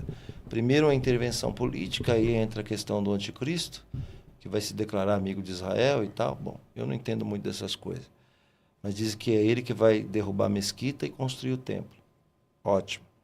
Mas existe uma outra linha que diz que vai haver uma intervenção divina da natureza. Não sei se um terremoto ou ela vai ruir sozinha, alguma coisa assim. Mas o que importa no meio de tudo isso é que vai acontecer e que precisa acontecer. Esse templo deve ser recolocado de novo no seu lugar de origem, porque não vai vir Mashiach sem o templo. Os utensílios do templo, inclusive, já estão prontos, né? Já se ouve falar muito sobre isso. Eu tive numa praça em que tem uma menorá, Fábio. Sim, isso mesmo. Mais de 220 quilos pura de ouro batido, preparada, pronta. Ela está exposta numa praça lá, em Jerusalém. Então, aquela que está dentro de uma cúpula de vidro. Mas Isso, só que essa para o mesmo. Beit HaMikdash são 14 daquelas. Uau. 14 menorá? Para o templo, né? Para o templo. Que ela evoluiu, na verdade. O Salomão, né? Salomão Salomão duplicou tudo que tinha. Porque no tabernáculo só tinha uma, mas quando construiu o templo, Já tinham 7. já tinha e foi aumentando. Dentro das suas perspectivas, a construção do terceiro templo está mais próximo? Poderemos ver a construção desse terceiro templo ainda nessa geração? Eu tenho reparado que muita coisa está acontecendo rápido, viu, Fábio? Muita coisa está acontecendo muito rápido. Até 100 anos atrás era tudo muito, muito parado, muito primitivo. O homem andava de cavalo há 100 anos atrás, né? Se alguém quisesse ir para a Europa, tinha que ser de barco, né? Sim. Agora se atravessa o mundo em horas. Então eu vejo que houve uma evolução na humanidade muito grande nos últimos dias. Partindo desse princípio, como tudo está muito rápido, ainda ontem eu tinha 40 anos. E hoje já estou me esquecendo das coisas, né? Minha mente já não é mais aquela máquina que era. Você está conservado. Obrigado. Fiz uma funilariazinha, uma pintura, né? Para ver se dá uma melhorada. Deu um retoque? Mas, enfim, eu estou vendo que as coisas estão indo muito rápido e eu não sei se vai ser na nossa geração. Pode ser. Pode ser que sim. Pode ser que sim. Pode ser que não também, mas se não for na nossa, é a próxima. Uau. Jesus deu prazo, né? Ele falou que não passaria uma geração depois de uma geração do renascimento de Israel. Israel está completando... Israel é de 77 anos. 77. 77. Agora 78. Então uma geração é 80, né? 78. Então se for a nossa, vai ser um privilégio assistir tudo isso. Ô, Fábio, posso fazer uma observação Sim, aqui? Que me veio na mente sobre a questão da construção do terceiro templo, que o anticristo vai ser aquele que vai reconstruir esse templo. E, obviamente, ele vai ser considerado como Messias nos judeus. Os judeus vão receber ele por um período de tempo, até que esse Messias cortará as ofertas do templo. Quando cortar, isso está escrito no texto. Quando ele corta as ofertas do templo, automaticamente os judeus vão dizer, ele não é o Messias. O Messias jamais cortaria as ofertas do templo. Porque assim, ó, deixa eu explicar uma coisa. Na verdade, assim, os judeus acreditam num anticristo? Não. Ou é uma pregação apenas dentro do Cristã, cristianismo? totalmente cristã. Para os judeus, então, não Essa existe figura não anticristo. existe na Torá, não existe na Mishnah, não existe em lugar nenhum do judaísmo. Porque anticristo, já existiram vários. Hitler foi um, Napoleão foi outro, os Césares romanos foram outros. Né? O que me deixa assim perplexo é quem é figura central e quem é coadjuvante da história. A igreja é a figura central e coadjuvante. Israel é a figura central e coadjuvante. Me impressiona falar quem vai ser salvo, quem não vai. Sendo que salvação é uma coisa que pertence a Deus, não ao homem. Certo? E eu nunca vi a igreja sendo o ponto central da história. Eu nunca vi. Até que algum papa aí me mostre, eu nunca vi. Mas Israel sempre foi. Biblicamente falando, os olhos da Bíblia estão voltados a Israel. Então você não acredita na teologia da substituição, né? Claro que não. Ele veio Isso é uma para os abominação. seus, mas os seus não receberam. Ah, mas já expliquei tanto isso que eu até cansei, viu? Mas todos quanto receberam foi dado o direito e o poder de serem feitos filhos de Deus. Como pode Jesus ter sido rejeitado pelos judeus? Tinha algum discípulo que não era judeu? Me fala um aí. O povo cercava ele, né? Ia atrás Não, dele, então, esse corria povo, pra quem ele. era esse povo? Não era judeu Judeus. também, não. Não era. Acabou de falar que não era. Mas na maioria eram judeus. Depois A veio o maioria povo de não, fora. só era judeu. O primeiro não judeu que encontra Jesus já tinha 40 anos que ele tinha sido crucificado, senhoras e senhores. Depois tinha Ciro Fenícia, né? Também, a mulher que... Não, Atos 10, aquele senhor lá que desceu o manto, lá como é o Sim, nome sim. dele? Cornélio, Sim. certo? Ali já tinha passado 40 anos, meu. Como vem falar que Jesus veio para o judeu e rejeitou? Quem disse isso está usando a metáfora. Vou explicar de novo. Todo povo, toda nação tem 3 símbolos que representam a nação. O primeiro símbolo é a bandeira. Quando vê a bandeira do Brasil tremulando, é uma representação do povo brasileiro. O segundo é o hino nacional. É a representação do povo. E o terceiro qual é? O presidente. Você não votou no presidente, que está hoje em vigência? Não interessa. Ele ganhou, ele te representa. Quando o texto diz assim, veio para os seus e os seus rejeitaram, não está falando da nação. Está falando do Sinédrio, de Anás e Caifás que rejeitou. O povo A liderança amava. principal, né? O povo amava. Quem rejeitou foi a liderança que representava o povo, senhoras e senhores. E a O multidão povo que judeu disse- amava. E a multidão que diz, crucifique a Cristo e solte a Barrabás. Multidão, você já foi lá no lugar? Vou te levar lá, tá, nego? Pra você ver o tamanho da multidão às 5 horas da manhã, que foi a hora que aconteceu. Para! Não tinha multidão nenhuma. O lugar era um espaço desse tamanho aqui. E não era multidão, era a panela de Anás e Caifás que estava gritando. Quando a multidão está saindo para a rua, Jesus já está carregando a cruz e o povo pula na frente. O destacamento romano de segurança teve que intervir várias vezes para o povo não tirar a cruz dele. E aí vem falar, Faz muito sentido. mas como? Não tinha multidão nenhuma. O arco onde ele foi apresentado está lá até hoje. Esse homo quer dizer eis o homem. é da largura dessa parede aqui. Não tinha multidão nenhuma. Quer dizer o quê? Que existe exagero, sim, na informação. Que existe contaminação, sim, na tradução. E eu não vim aqui no podcast para gerar dúvida em ninguém. Eu vim aqui para ser um ajudador, ou atrapalhar ninguém, eu vou atrapalhar. Então vamos parar com esse sentimento antissemita de que os judeus mataram Jesus. Isso é uma das maiores mentiras. Se fosse judeus, ele tinha morrido de apedrejamento. E é essa pregação que gerou muito antissemitismo, né? Até hoje, tem um monte de gente assistindo nós aí que... A própria escrita de um livro de Lutero gerou influência em Hitler para perseguir os judeus, né? Claro. 1526, Lutero, o pai do protestantismo, que era antissemita, escreveu Os Judeus e Suas Mentiras, mandando os protestantes matar, queimar famílias inteiras de judeus em praça pública, queimar a Torá, destruir sinagoga. Você acha que Hitler era bobo? Ele leu que Lutero era um grande alemão. Ele leu e pregava na rádio 4 horas, o povo ficava vidrado assistindo. E o antissemitismo é real. Houve agora recente, até em uma cidade, parece que Austrália, um ataque Foi a na judeus. festa do Hanukkah. Foi na Austrália, né? Foi na Austrália, eles estavam celebrando o Hanukkah, os judeus. E aí houve um ataque aos judeus, né? Houve até mortes ali, né? Sim. De judeus. 13 Recente. mortes. 13 mortes. Recente.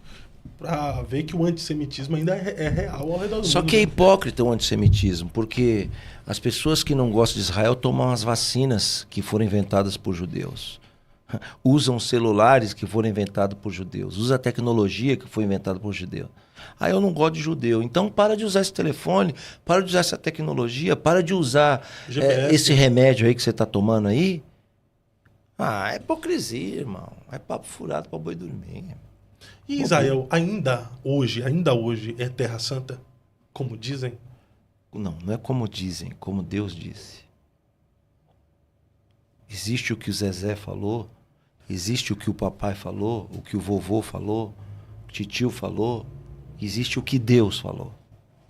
E Deus disse que Jerusalém seria um cálice de tontear as nações.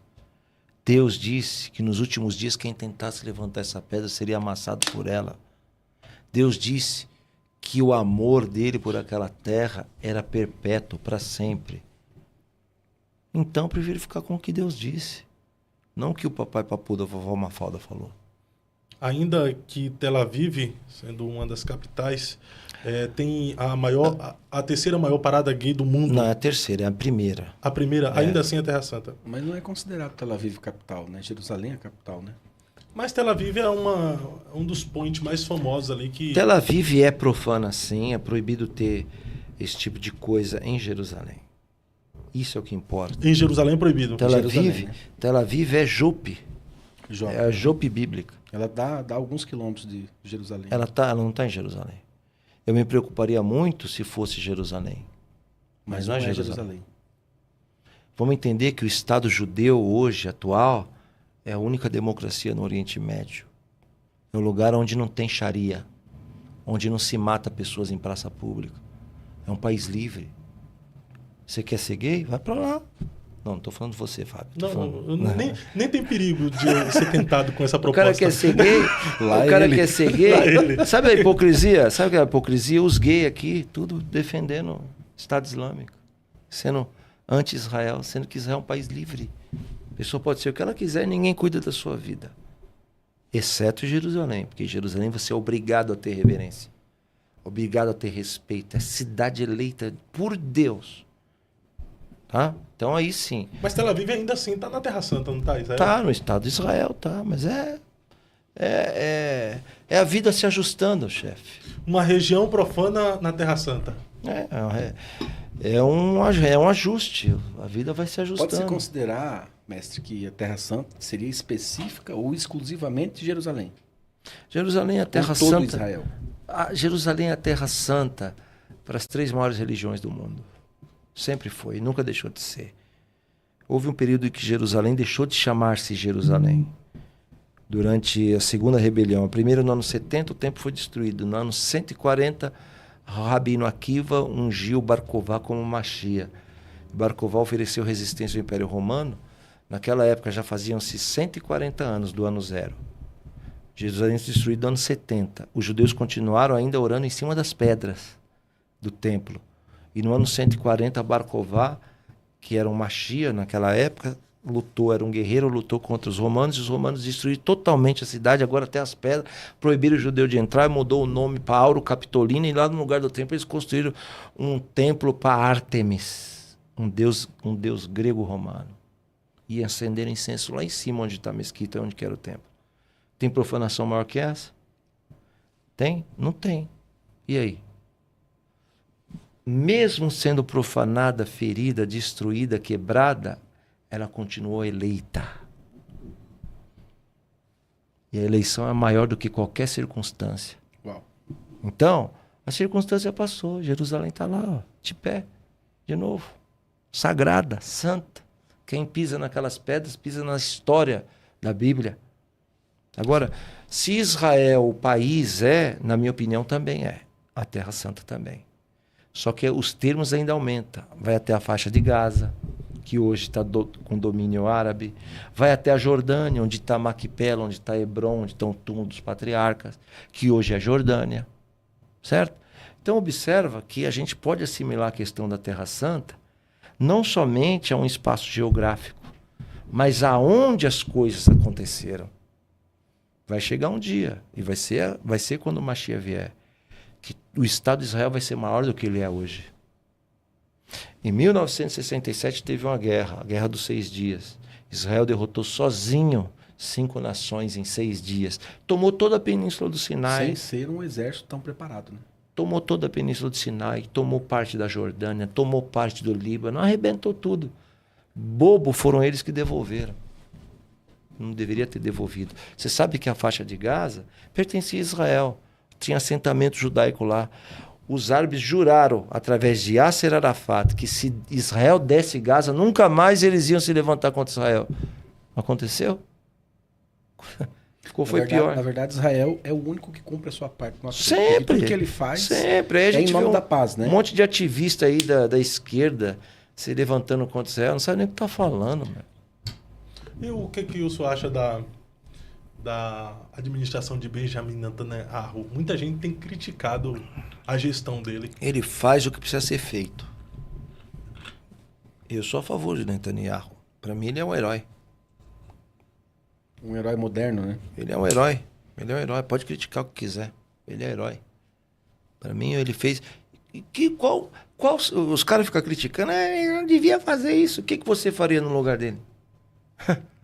Pressão de todo lado, pressão do mundo, pressão dos Estados Unidos, pressão do Knesset, que é o parlamento, pressão da população. O cara tem que tomar uma decisão. Que decisão ele vai tomar? A que menos trouxer efeito colateral. Sem contar que um chefe de Estado tem informações, né, da inteligência que a maioria das pessoas não tem. Então ele tem informações, né, que vêm, que chegam. E ele não toma decisão sozinho, E né? que ele precisa tomar as decisões. Eu sim, eu sou a favor. Eu acho que ele deveria ter ido até o fim.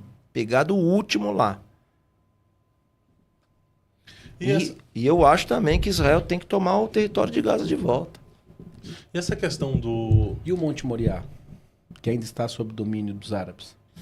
Não é que está sob domínio dos árabes. Veja só. Está sob domínio de Israel. A jurisdição árabe para a esplanada do templo, sim, ela é religiosa. Mas a polícia israelense entra lá, o exército entra lá. Sim. Então quem manda lá é Israel. Por tolerância, porque se fosse o contrário, isso não ia acontecer. Por tolerância, Israel permite que os árabes vão rezar lá. Porque se aquele território todo fosse árabe e aquele templo fosse judaico, já não estava mais de pé. Os árabes já tinham destruído, já não permitiu o judeu entrar. Quer dizer que não são 2 pesos e 2 medidas. Você entendeu? Existem vários israelenses que são árabes. Ser israelense não é ser judeu. Tem druso, tem armênio, tem laico, gente sem religião que é israelense, árabe que é israelense. A linhagem judaica que a gente segue aí é uma linhagem árabe, é uma linhagem marroquina. Sefaradita, a linhagem árabe. Todas as orações no rito árabe, que é a coisa mais linda do mundo. Então, aquela esplanada do templo está sob controle de Israel com permissão para os árabes controlarem lá. Mas num certo sentido, mestre, pelo que eu vi lá, eu realmente não, eu sou bem, vamos colocar assim, superficial. Não tenho tanta profundidade sobre esse assunto, mas o que eu vi foi que é um ambiente inacessível à liberdade judaica. Não há liberdade religiosa lá, eles não podem entrar lá horários. Mas é porque os árabes dizem, isso aqui não é um lugar sagrado, é uma mesquita muçulmana. O que o judeu vem fazer aqui? Certo? Os árabes, os muçulmanos, na verdade, né? Porque tem muçulmano que não é árabe. Então, os muçulmanos vão dizer isso. Não, aqui é um território sagrado nosso, não dos judeus. Mas é claro que é dos judeus também. Então, você sabe que tem judeus que vão orar lá, né? Só que tem que destacar um exército para o cara entrar lá. Mas eles vão não com liberdade. Acho que deve ter uma data no ano. É isso mesmo, não com liberdade. Que eles podem ir lá fazer oração com um destacamento, né, de soldados para acompanhar. Não com liberdade, falou a palavra certa, é isso mesmo. E lá no Oriente Médio, a fama do Donald Trump ser comparado a Ciro, que resgatou o povo do cativeiro babilônico, seria uma espécie de exaltar o Donald Trump mesmo como um pseudo-príncipe da paz? Um Ciro moderno? Um Ciro moderno? E o que ele fez lá através do seu genro, Jared Kushner, realmente promoveu paz no Oriente Médio? Sabe que esse personagem aí, o Trump, ele é controverso. Ou ele é amado, ou ele é odiado. Né? Então, tem muita gente em Israel que ama ele pelo que ele fez. Ele transferiu de Tel Aviv para Jerusalém a embaixada americana. Isso é um sinal de muita relevância. Foi ele que fez isso. Porque ele tem muita aproximação com a comunidade judaica nos Estados Unidos. A comunidade judaica nos Estados Unidos é que é responsável por muitas ações políticas relacionadas a Israel. Né? Os judeus americanos que moram em Israel, que migraram para Israel, fizeram aliá, eles comandam tudo, porque são os mais ricos, né? São os mais poderosos. Então, assim, eu gosto do que o Trump faz. Exceto algumas exceções, que é o caso, inclusive, do nosso presidente aqui, ex-presidente. O nosso ex-presidente, ele perdeu essa eleição passada para ele mesmo, ele não perdeu para o adversário. Por que perdeu para ele mesmo? Porque falou muita besteira. Falava coisa que não tinha necessidade de ser dita.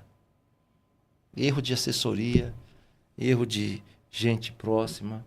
Não, Bolsonaro, não fala isso. Filhos. Não fala isso, para que falar essa bobeira? Aí o cara ia botar. Então ele perdeu para ele mesmo, certo? É essa a conclusão que eu tenho. Então o Trump, ele às vezes exagera, né? Ele exagera com o México, eu acho que é um exagero com o México. Gostei do que ele fez com a Venezuela. Maduro. Sim. Eu achei ele sujeito macho. Ele entrou lá dentro e pegou, acabou. Certo? Agora tem que continuar a obra, né? Intervir no país para que não continue a mesma coisa. Mas ele fez na Venezuela o que fez no Irã. Ele derrubou o ditador e deixou o povo agora decidir. E é o povo quem está colocando abaixo o governo da ditadura. Na Venezuela também, ele tirou o Maduro e está deixando na responsabilidade do povo. Agora é a vez de vocês. Mas não é o povo que vai... Só se ele intervir e falar, vamos fazer as eleições, vamos olhar tudo certo, e aí depois... Entendeu? Ele não pode jogar lá, porque agora vai ficar uma briga entre eles lá para ver quem assume o poder. Mas só o fato dele ter destituído, né, a figura ditatorial já é o caminho aberto para... Agora, que os Estados Unidos é de relevância para Israel, é sem dúvida. O Irã veio babando. Quando os Estados Unidos entrou, já arrebentou tudo, acabou com tudo. Pronto. Está o recado dado. Porque é um interesse de Israel estar ali, porque é base americana no Oriente Médio, porque é a única democracia no Oriente Médio, é um país livre. Então podemos dizer que Deus deu os Estados Unidos como escudo para Israel? Com certeza que sim. Ô, pastor, o senhor falou um pouco de Jó, e dentro do cristianismo nós temos algumas teorias sobre Jó. Alguns dizem que é uma história alegórica, que não é fato aquela história. Foi apenas uma história em alusão à vida de um homem de integridade e fidelidade a Deus. E os judeus, como é que vê o livro de Jó? Haja vista que muitos acreditam que o livro de Jó, a história de Jó, é antes do Gênesis, né? Não, o livro de Jó foi escrito antes do Gênesis. Isso é verdade. Jó é um livro poético certo? Histórico que Moisés escreveu quando estava exilado lá em Midian, quando ele morava com Jetro, certo? Então, ele escreveu esse livro. Como ele vai escrever se Jó viveu na mesma época que Abraão? Abraão é 4.100 atrás. Moisés é 3.500. Quer dizer que Abraão e Jó viveram 600 anos antes de Moisés. Como pode Moisés ter escrito um livro de fatos que ele não viu? Então a gente também vai questionar algumas coisas do Novo Testamento, que tem gente que escreveu coisas que ele não viu. Bem-aventurados que não viram, mas creram. Ah, lá ele. Bom, vamos voltar de novo. Vamos voltar aqui de novo para Jó. Então, Moisés escreveu este livro através de informações orais, chamado de halachá, a tradição oral, que é passada de geração em geração, e ele vai e eterniza escrevendo. Então, Jó é um personagem que existiu, sim. O livro é considerado um livro histórico, poético, inspirado por Deus também, porque é uma história linda. Assim como Gênesis também, né? Para Moisés ter escrevido Gênesis, precisou de revelação. Tradição oral. Mas só que o livro do Gênesis, ele é uma metáfora. A criação em si, ela tá paupérrima na escrita. Ela aconteceu de uma forma muito mais profunda, né? Mas a intenção é informar só. Informar o que é necessário. Certo? Sem os adereços. Obviamente que aquilo é uma metáfora. Que a serpente, que ali tudo é uma metáfora. Tu acredita que existiu uma mulher? Não pode dar um dedo para esse homem, que ele já quer... Tu acredita que existiu uma mulher antes de Eva? Não, mulher? Uma outra mulher antes de Eva? Que nem os caras falaram na CPI. Eu prefiro ficar em silêncio. Não, só para dar uma esquentadinha no chat aqui, que o chat tá muito devagar. Tá devagar? Porque nós estamos falando coisa boa. Tá devagar. Se tivesse falando lixo aqui, tinha um monte de gente. Só para dar uma esquentada. Não, mas tem aqui mais de 800 pessoas nos acompanhando aqui. É mesmo? Aqui, ó. Deixa eu ver. 817 pessoas aqui nos acompanhando. Olha, é uma multidão, hein? É uma multidão. Imagina uma igreja com 800 pessoas. Nossa, é gente, Nossa, né? E ainda mais na internet, essa hora. Sim. Já contamos quanto tempo falando? Tá indo pra... 1h30. 1h30. É muito tempo. Existiu... Vamos encerrar o culto. Pede oferta aí, vamos embora. Pastor, existiu uma outra mulher antes de Eva? Não sei. Dentro da cultura judaica. Não que o senhor acredita, conforme a cultura judaica. Não sei, chefe. Sinceramente, eu não sei. A serpente que ludibriou Eva estava possuída pelo reptiliano?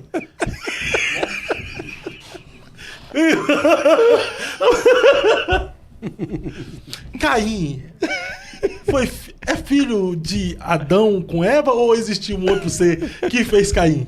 Adão tinha umbigo? Vamos lá, pastor, entrega aqui o mistério pra gente. É que tem gente que fala que Caim era filho de Eva, mas não era filho de Adão, né? Os caras não sabem nem da vida dele, quer saber da vida de Caim, né? E tu sabe, professor? Fala aí pra gente. Eu sei, mas eu vou ficar comigo dessa vez, sabe? Os filhos de Deus ali de Gênesis 6, isso aqui o senhor tem que entregar. Não, pra que eu tenho que entregar? Por favor, né? Os filhos de Deus ali de Gênesis 6. Entregar pra eu apanhar sozinho depois, sabe? Não, os filhos de Deus ali de Gênesis 6 são os descendentes de Enos, de Sete, ou são os anjos? Xalala. Xalala. Mestre, Caim era do maligno? Xalala. Eu vou chamar o Tiririca para responder. Vamos lá, o chat até subiu agora. Olha aí, 836 pessoas. Olha só. Vamos lá. Meu povo é curioso, gosta de saber mesmo, né, das coisas. Então eu vou fazer eu só não quero responder sobre isso, mas em nome de Jesus, na próxima vez eu vou conseguir tirar. Xalala.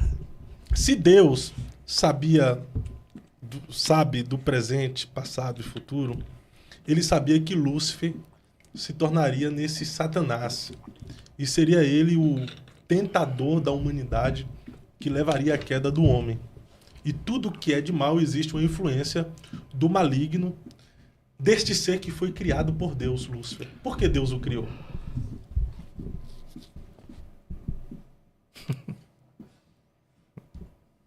Fala aí pra ele aí, pastor.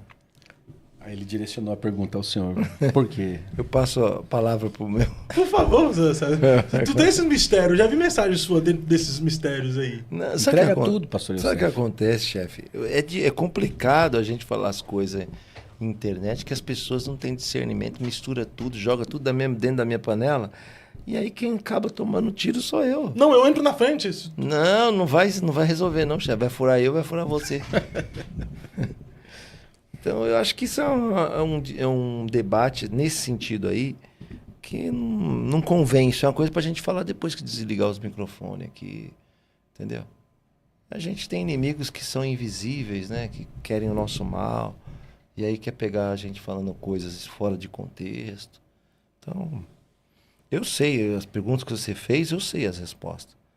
Todo dia me fazem essas perguntas. Todo dia me fazem essas perguntas.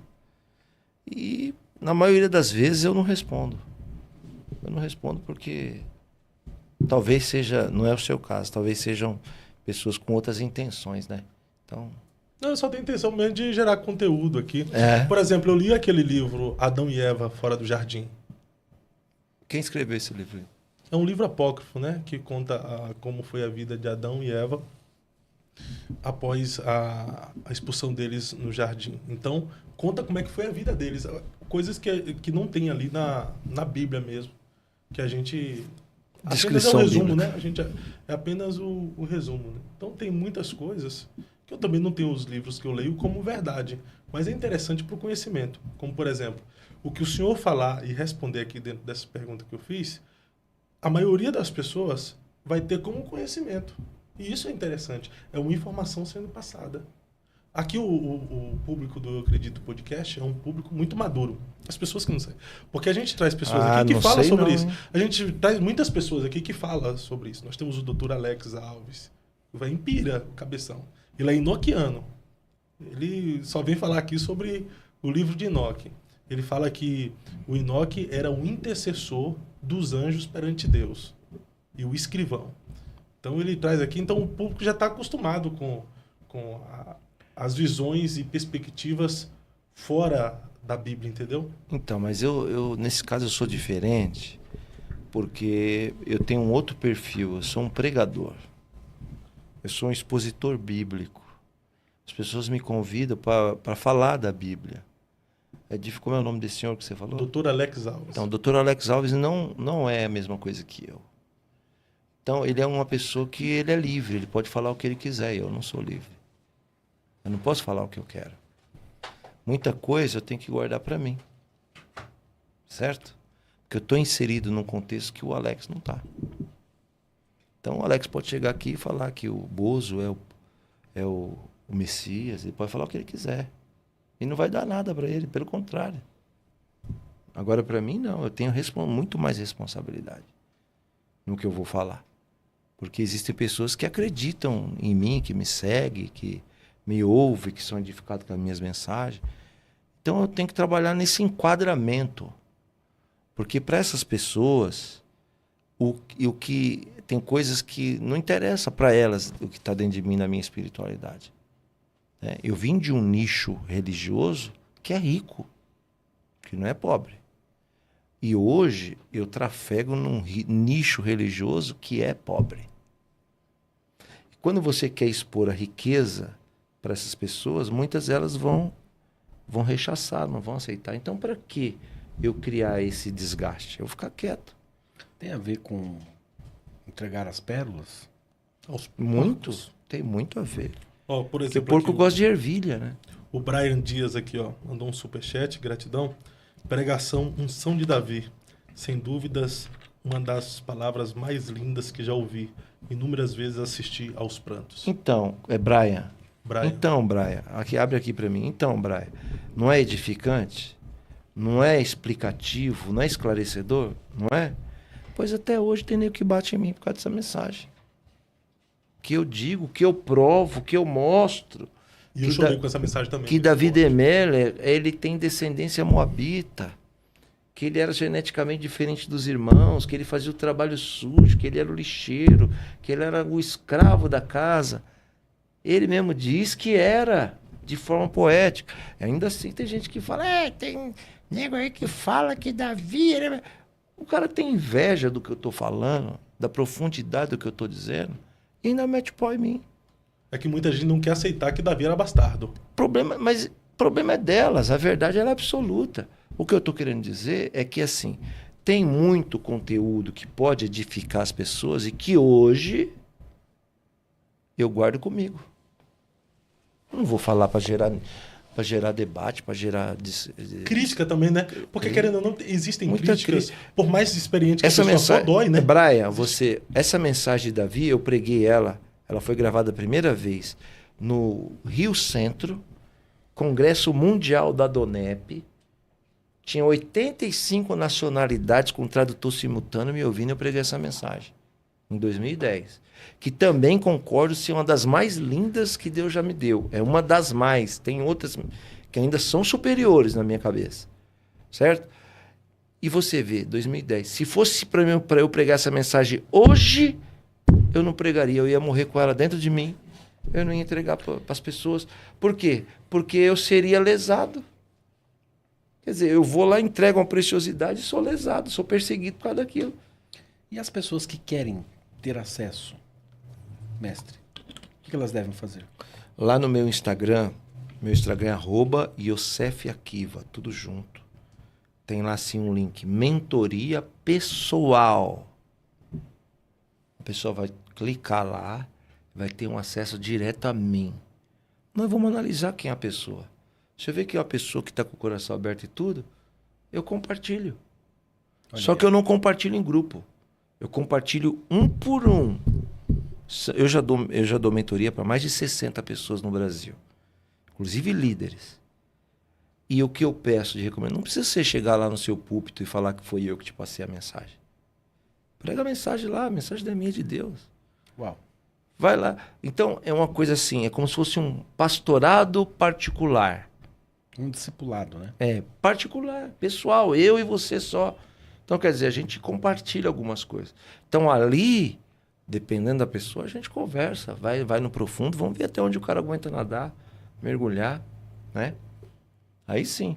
Agora, publicamente, abertamente, falar, para quê? Para gerar discrepância, para gerar dúvida. Não, deixa como tá, meu. Tem nem que gosta de acreditar no Batman, no Papai Noel, no Homem-Aranha, deixa acreditar, meu. Quantos lugares que eu chego, o cara fala, e o Papai Noel existe? Fala, existe. E o Coelhinho da Páscoa existe? Existe. Você acredita nele? Então existe. Não, mas sem essas relações de Papai Noel, essas coisas que são besterol. Mas vidas em outros planetas. Olha aí, vê se tem cabimento, mano. Esse cara. E Marte, né? Em vida em outros planetas. Extraterrestre. Meu Deus do céu. Rapaz, esse homem tem tanta coisa para entregar. Ele tem, Fábio. Ele tem tanta coisa. Ele tem. Ó, em 1905, pela primeira vez, Albert Einstein revelou para a humanidade a teoria da relatividade, que ia de contraponto contra a teoria de Isaac Newton, que era de antes. Em 1915, ele oficializou a teoria da relatividade, espaço, tempo, velocidade. Vou falar uma coisa aqui para você. A galáxia mais próxima da Terra, aqui da nossa Via Láctea, é Andrômeda. 300 milhões de anos-luz. Anos-luz é a velocidade mais rápida que a matéria consegue atingir. Certo? 300 mil quilômetros por hora. É muito rápida. O homem ainda não inventou nada nesse mundo que viajasse essa velocidade. Nada. É muito rápido. Andrômeda não está a 300 milhões, está a 30 milhões de anos-luz da Terra. De uma borda para outra. Imagina o tamanho do espaço, certo? Isso é de uma galáxia para outra. São trilhões de galáxias no universo. Observa. Então, vamos supor que o homem inventou uma máquina que viaja 300 mil quilômetros por hora. Aí, nós três vamos entrar dentro dela e viajar 30 milhões de anos até chegar em Andrômeda. Certo? 30 milhões de anos passou para quem estava aqui na Terra. Para nós três, dentro daquela aeronave, foram 6 anos. Apenas. E aqui na Terra, 300 milhões de anos. Uau. 30 milhões de anos. O que Einstein está querendo dizer? Einstein, como judeu, está querendo dizer que a eternidade... Porque você passou 30 milhões de anos aqui na Terra e só gastou 6 da sua vida. E para voltar de lá mais 30 milhões e se passaram 12 da sua vida? Então ele está dizendo que a eternidade tem profunda relação com a teoria da relatividade. Que a eternidade é a velocidade em espaço e tempo. Que quando você viaja a essa velocidade, o tempo para. Como eu vou falar com pessoas que não sabem discernir o que é a mão direita e a mão esquerda? Eu vou falar isso aí, você acha que ela vai entender? Não vai, né? Buga na hora, né? Vai bugar. Vai bugar. Num universo sem fim, seria impossível haver outras vidas em outros planetas como esse? Será que esse lugar que Jesus falou aí, vou preparar a morada e vou voltar para buscar, não seja um outro mundo mais elevado que esse? Ué, eu poderia ser queimado na Inquisição se eu falasse isso no século XVI. Como Copérnico foi queimado ao dizer que não era o Sol que girava ao redor da Terra, ele disse que é a Terra que girava. A igreja falou, seu herege, queimado na fogueira. Como Galileu, que também não foi queimado, mas viveu prisão perpétua por afirmar isso também. Então por que eu vou me indispor para dar informação para pessoas que querem me queimar na fogueira? Hoje, se falarmos que é o Sol que está girando em volta da Terra, nós somos criticados e motivo de chacota e zombaria, né? E a Bíblia diz que Josué orou e o Sol parou. Olha isso. E aí? E aí, como é que faz, né, Fábio? A Bíblia que diz. A Bíblia que diz. Mas o Brian aqui falou algo interessante, viu, pastor? No momento em que o Senhor fala, aquele brilho nos olhos, arde o coração. Me lembro a pregação sua, como também o do Marco Feliciano, Sonho de José. José e o seu sonho, né? Forte, né? Pastorzão.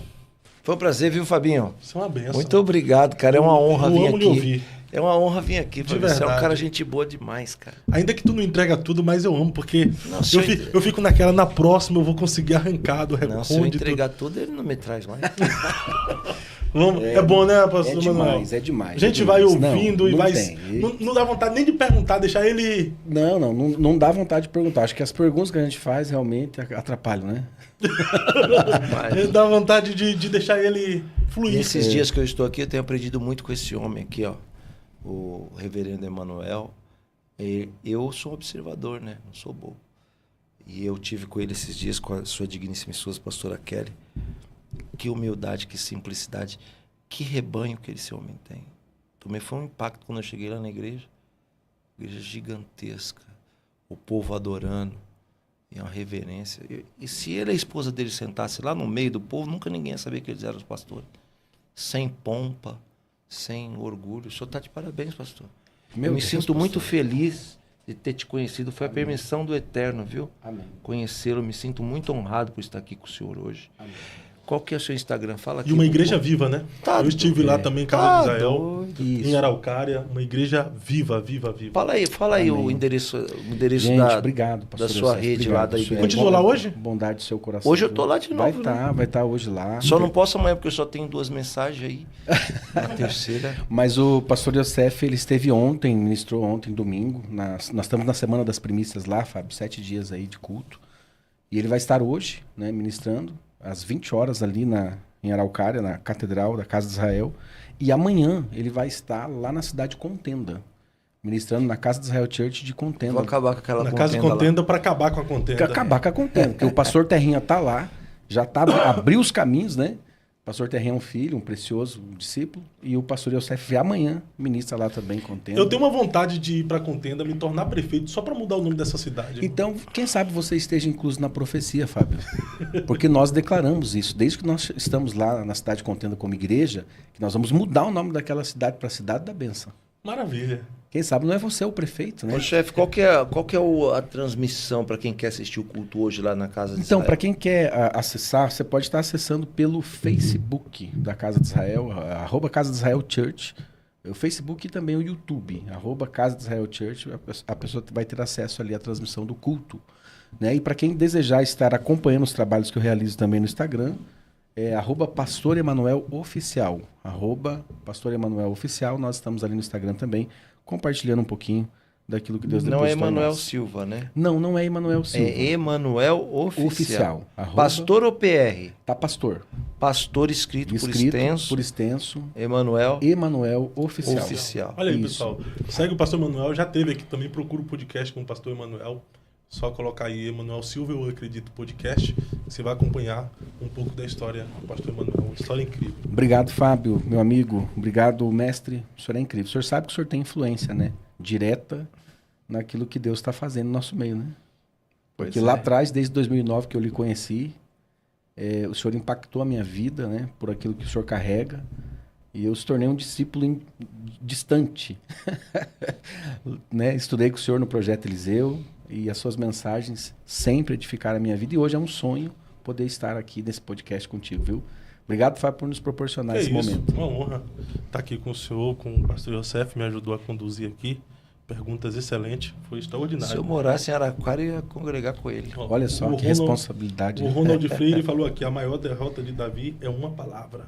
Incrível mensagem. Essa é linda, hein? A maior derrota de Davi. Eu tenho outro que chama a maior vitória de Davi.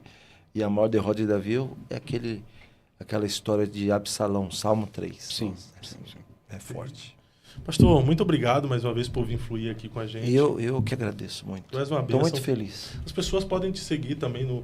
Tem muita gente, assim, o pastor Yosef está pregando aí uma voz profética ativa. Voltou a atender a agenda desde 2023, né, pastor? Eu fiquei 4 anos sem atender a agenda, né? Durante um período que eu tinha feito um techuvá, voltado para o judaísmo tradicional e tal. Fiquei 4 anos, porque eu sou achei que tinha cumprido a minha missão. Mas aí o Eterno deu 2 mexidas de peça, já me trouxe de volta para o circuito. Mas isso já aconteceu, foi em janeiro de 23 que eu voltei a pregar. E tem muita gente achando que o senhor não está mais.